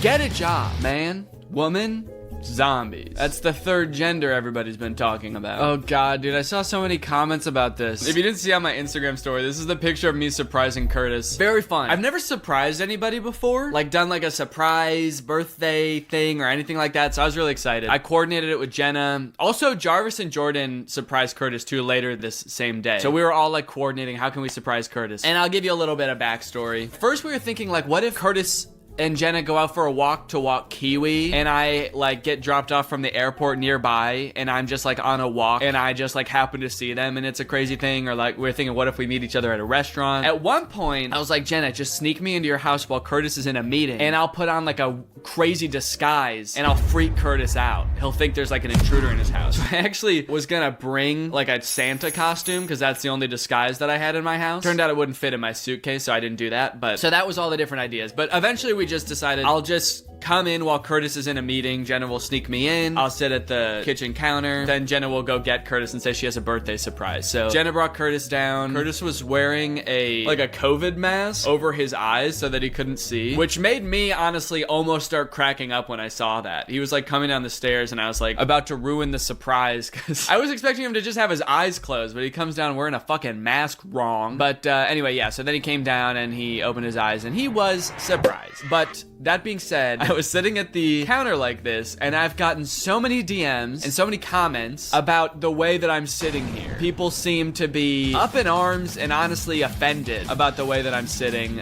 mainly my feet. Truth be told, I don't know why I'm sitting like this, man. I have no clue. I wasn't a conscious decision. Let me look at the next frame here. Yeah, okay, so that's just a close-up on my feet. I don't know if I was like giddy and just so excited to get out of my chair that I was already kind of like was on my toes. Isn't that an expression when you're like excited, you're like on your toes? The whole surprise was keeping me on my toes. What can I say? So anyway, yeah, this is how I surprised him, like a sweet little ballerina boy. I also kind of look like I'm doing that Michael Jackson dance move. That's how I surprised Curtis, actually. I surprised him by being there, and then also by learning a Michael Jackson dance. So when he took off his blindfold, I was like, ow! And I sort of tipped my hat, and I got up on my toes, and I leaned forward like 70 degrees. And he loved it, honestly. Please somebody make an edit of Danny as a ballerina. Done. Let's see. Oh, yeah, there I am. I have to imagine this is actually not what they meant. I feel like they wanted the toes pointing in it, but you know, this is very nice. I look beautiful. He's just silly like that. I guess I am. After I got so many comments about it, I'm kind of like thinking a lot more, like self-conscious about how I sit now. Every time I'm sitting, I'm like, am I doing something weird right now? Am I on my tippy toes while seated for some reason? Okay, wait, okay, hold on. It's just because I can't reach the ground, okay? That's what it is. Look how high this stool is. That's why I'm like this, okay? I don't sit like this normally when I'm at a normal chair, but this was a high chair. I don't know why it took me this long to realize, but I mean, what else am I gonna do? Like kick my feet in the air? I probably would have got roasted for that too. So I decided to take this opportunity to stretch out my calves or my shins. I don't know, because I don't know exactly what this would be stretching. Yeah, I think I was just stretching, getting prepped. Okay, another post about the way I'm sitting. Surprising Curtis for his birthday is very sweet. But why is Danny sitting like that? Yeah, see, there he is with the, oh, he had 2 COVID masks on. Yeah, I think Curtis thought that Jenna was surprising him with some sort of like eye-based virus, and he didn't want to get infected until it was time to reveal the surprise. Is Danny drinking a beer immediately after a marathon? What a vibe. Actually, no, I'm not. I'm drinking a beer after a half marathon.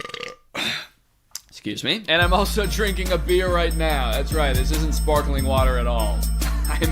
actually shit-faced. Yeah, this is actually a common thing, and I didn't really know about it until I started running. But after pretty much any race, especially like a half marathon or a marathon, you usually get like a complimentary beer. And I believe it's because when you run, you use so much of your body's like sugar storage, which is basically carbs, and beer. What else is beer but carbs, you know? Usually like a beer will have like some kind of sponsorship role in a race like this, and you get a beer. And honestly, it might seem kind of gross to get really sweaty and worn out, tuckered out even, as I said, and drink a beer. But honestly, it's like, it's come to be something that I crave now, where like before the half marathon for a few days, I was telling Laura, I was like kind of like really excited to drink a beer after the half marathon. Just something about it. It's like, I think it's like how hungry you are after like a race like that makes everything taste better. So I was like excited to have a beer that was that refreshing. So yeah, there's me and my little beer. They do only give you a little cup though. At the marathon I ran, they gave me a whole can, but yeah, I was hoping for more than just a little cup. It's actually said to be healthy to drink a beer after sports. Yeah, there we go. It's the carbs. You use a lot of energy when running, and carbs help replenish. Okay, you want to know what's something even grosser than beer? At least to me anyway. When I was running the Chicago Marathon last year, Laura was running also, there was a stand that was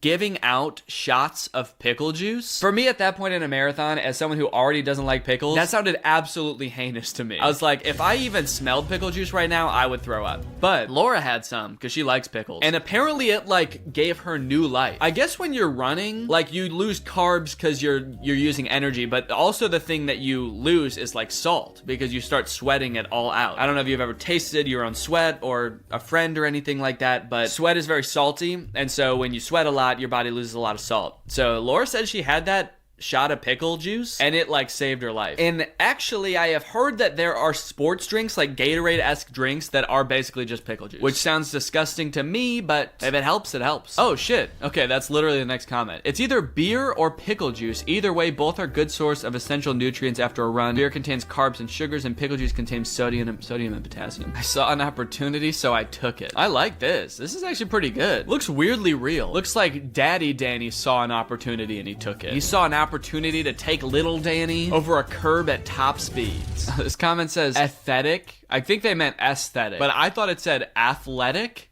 And I was like, I guess I do look pretty athletic in this picture too. Running very fast, pushing a stroller. This is what a real athlete looks like, folks. Don't get it twisted. Oh shit. Okay, here's another Snapchat AI conversation. Are you a Craig or a Greg? Oh, but they misspelled Craig. Are you a Creog or a Greg? And then they said, I don't consider myself either a Craig or a Greg, but if I had to choose, I'd probably be a Greg. Let's go. Very nice. What a beautiful conversation. He looks so confused. The hell? I guess I do. I don't even know what video this is from. So we were not only celebrating Curtis's birthday, but it was also Jordan and Jarvis's birthday. That's why it was like it was a whole big thing. The night of Curtis's birthday, we took a limo to a karaoke bar. So that's what this is from. I don't know why I look like I am so out of it, dude. Low-key, I actually hate seeing candid pictures of myself, I think is what I'm starting to learn. I think I actually don't like finding out what I look like when I'm not completely paying attention to how I look. You know what was probably happening? In my head, I probably thought in this moment that I was like vibing and I was having a good time. I probably thought I was smiling right here. I've gotten comments on this a lot, and I know this is a thing that I do, but I have such resting mean face, or just like pissed. I just like, okay, this is my resting face. Ready? Unless I am elated, that's what my face looks like. Someone could give me a gift and I'm happy and I could be saying nice things, but my face will just look like this. Oh, that's awesome, dude. Thank you. Yeah, no, I love it. That's just how I express emotions. I don't really know why. I often try to make a conscious effort not to do that, but in this case, I clearly was not, dude. I think I was having a good time, but I look like I'm lost. I look like I actually don't know who any of these people are. All of like my closest friends in a limo with me for a birthday celebration. I look like I gotta go home. Dan the man looks like he's about to visit a couple's house and witness the death of their young spider. This is honestly probably how I looked when that whole thing was going down. That's not saying much because this is probably how I look a lot of the time, but this is probably how I look. Danny kind of always looks confused. What do you know? You don't know me. You don't know anything about me. There we go. See, this is what we wanted. Ballerina Danny. Can someone make me Michael Jackson too? I feel like Michael Jackson does this dance too. This is one of the rare occasions when I smile, but I do like how much I'm smiling in this picture as I'm waiting to surprise Curtis. See, that was like a really exciting moment. That's when you get the smile. But other than that, I look to be dead. inside. Ooh, okay, let's see. What kind of bad ad do we have here today?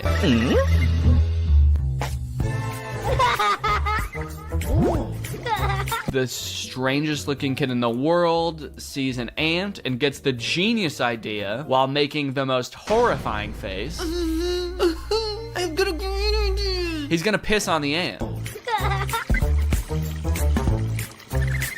Oh, the ant is calling to his friends. If you were an ant, what would you do? Tolerate or avenge? Would you tolerate getting pissed on to death? Probably not. Although I am curious what this game would be if you did click tolerate. Like, I have a feeling this game is gonna be about, like, being an ant and building an ant army to get revenge or something. But what would the game be if you just click tolerate? Would you just be getting pissed on? It's like now it's just a game about being an ant getting pissed on.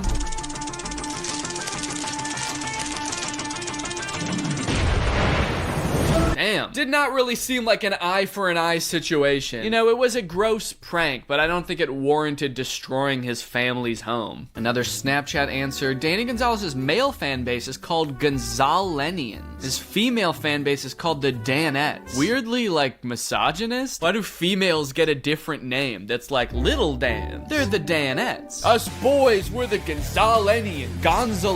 That doesn't even, like, flow well. Honestly, the Danettes is the better name. Those sound like pastry names. They kind of do. Yo, can I get a custard Gonzalenian and a, what are those little, strawberry Danettes? 5 Minute Crafts has become completely unhinged. All right, let's watch this shit. I feel like I've seen some of their videos lately and they're just like not even crafts anymore. Like they have fully leaned into just being insane and like getting views that way. They've completely stopped trying to give like useful advice and they're just like, okay, we're crazy now. Yeah, we're just absolutely unhinged. Also, fun fact, I don't want to speak out of turn here, but I think that I have never reacted to 5 Minute Crafts before. This might be some kind of Mandela effect type thing, but people always tweet me about 5 Minute Crafts being like, look what they're doing now. You gotta do an update on 5 Minute Crafts. I'm trying to remember because I have been making videos for years and I've made a lot of things about like bad life hacks and bad crafts, but I don't think I've ever made a video about 5 Minute Crafts before. I don't know, maybe I just blew a few people's minds, but that was probably Cody or Drew or I don't know who else. I think Jarvis has made 5 Minute Crafts videos. Not me.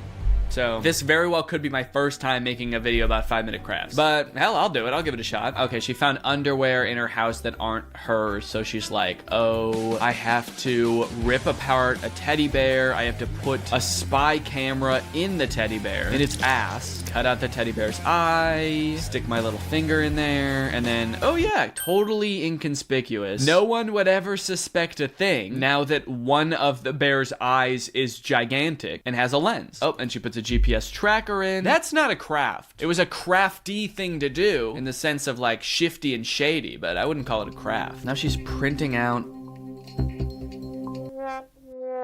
Oh, what the fuck was gonna happen next? It cut off, but right as things were getting interesting. She's starting to create like a conspiracy theory corkboard. Name James, age 34, height 210 centimeters. Those are things you should not have to remind yourself about your boyfriend. She's like, okay, who is this motherfucker again? And what are we doing here? Oh, that's right, James, my boyfriend of 10 years. She ruined a perfectly good teddy bear. Boo! Yeah, everything else in this video is normal except the teddy bear. Except the teddy bears, I was gonna say slander, not slander. Destruction. Disrespect, honestly. She also moved the teddy bear. It was on the couch and she was like, okay, you're gonna get a camera back in your butt and then you're gonna go on this chair now. So I feel like she's drawing a little bit too much attention to the teddy bear. Danny would enjoy this, not gonna lie. What the fuck is this? If I pick up, am I gonna hear Alexander Graham Bell on the other line going, hello, hello? And it's the #1 calling. I did enjoy that actually. Yeah, that was pretty funny. It doesn't really have anything to do with me, but it was funny. I'll give him that. The other day I was trying to fix my hair and long white, very thick hair fell out of my hair onto my lap in front of me, and I picked it up and I looked at it and I thought, this is probably one of my dog's hairs that got into my hair for some reason, but it would suck if I started getting white hairs pretty soon. Little judgy there, Danny. I wouldn't want to speak too soon about things you don't know jack shit about. That is a strange clip. That's so specific. It's almost like I knew, but I don't think I had any gray hairs at this point. I don't even know what point I was trying to make in this video. I don't know what video this is from. I was just kidding. I think I was just kidding. I was excited to get gray hairs. That girl showing Danny her pet tarantula. no pulse. That's exactly how she said it too. Calm as ever, no pulse. My darling pet is dead. Okay.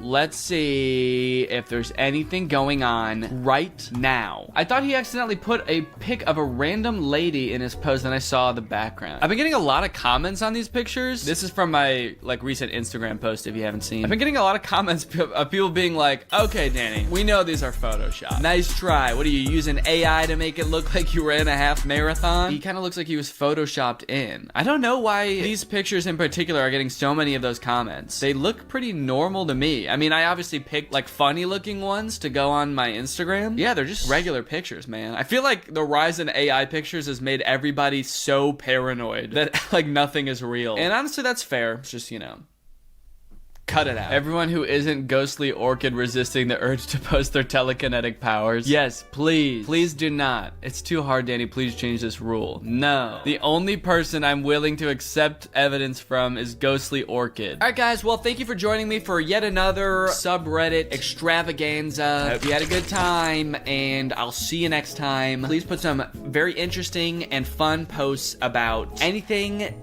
related to the channel. Put it in the subreddit. I'd be happy to read it and react to it in the next video. See you then.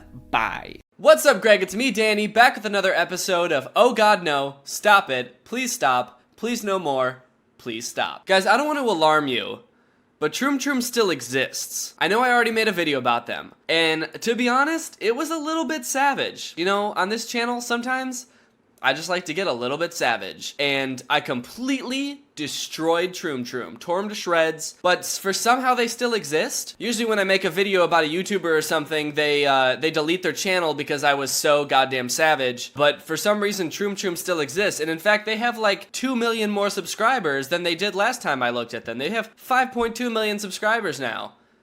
What the fuck? So last time I talked about Troom Troom, it was a video about couples doing pranks on each other. They make other types of videos too. They make crafting videos, fun DIY life hack videos, but where I think the cream of the crop really lies are the pranks. So this is another video of their pranks, but this time it's it's got a theme to it. It's called 8 Ultimate Spy Hacks. They're sort of like spy-themed pranks that you can play on your friends. We all need some good spy pranks every now and again. We need to learn how to spy on people. This video is perfect if you're a stalker or...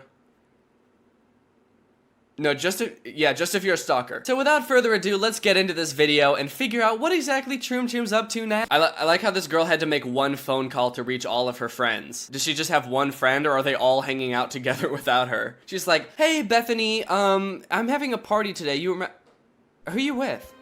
You're with Stephanie? And Rachel? And Michaela? And Jessica?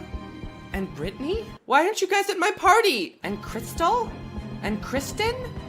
And Kirsten? Okay, so she's got some kind of tracking device she's gonna use to follow them. I'm really curious to see how you're gonna DIY a secret agent tracking device. Paint an old electron tube black. An old electron tube, something everyone has lying around. I don't even know what that is. An old electron tube? That sounds like something that would be in a really, really old computer. You know how when you hear about old computers and they're like, it used to take up the size of this room for what you've got in your pocket nowadays. I feel like an electron tube is like a part in one of those computers. So since everyone has one of those lying around, just paint that black. Right. Okay, now I'm really confused. Is this supposed to be a real GPS tracker? You can't just paint the letters GPS onto something and all of a sudden it's a tracking device. Or is this just to freak your friend out and make them think they're being followed? Like, oh, you didn't come to my party, so now I'm gonna plant a GPS device on you to make you think you're being watched.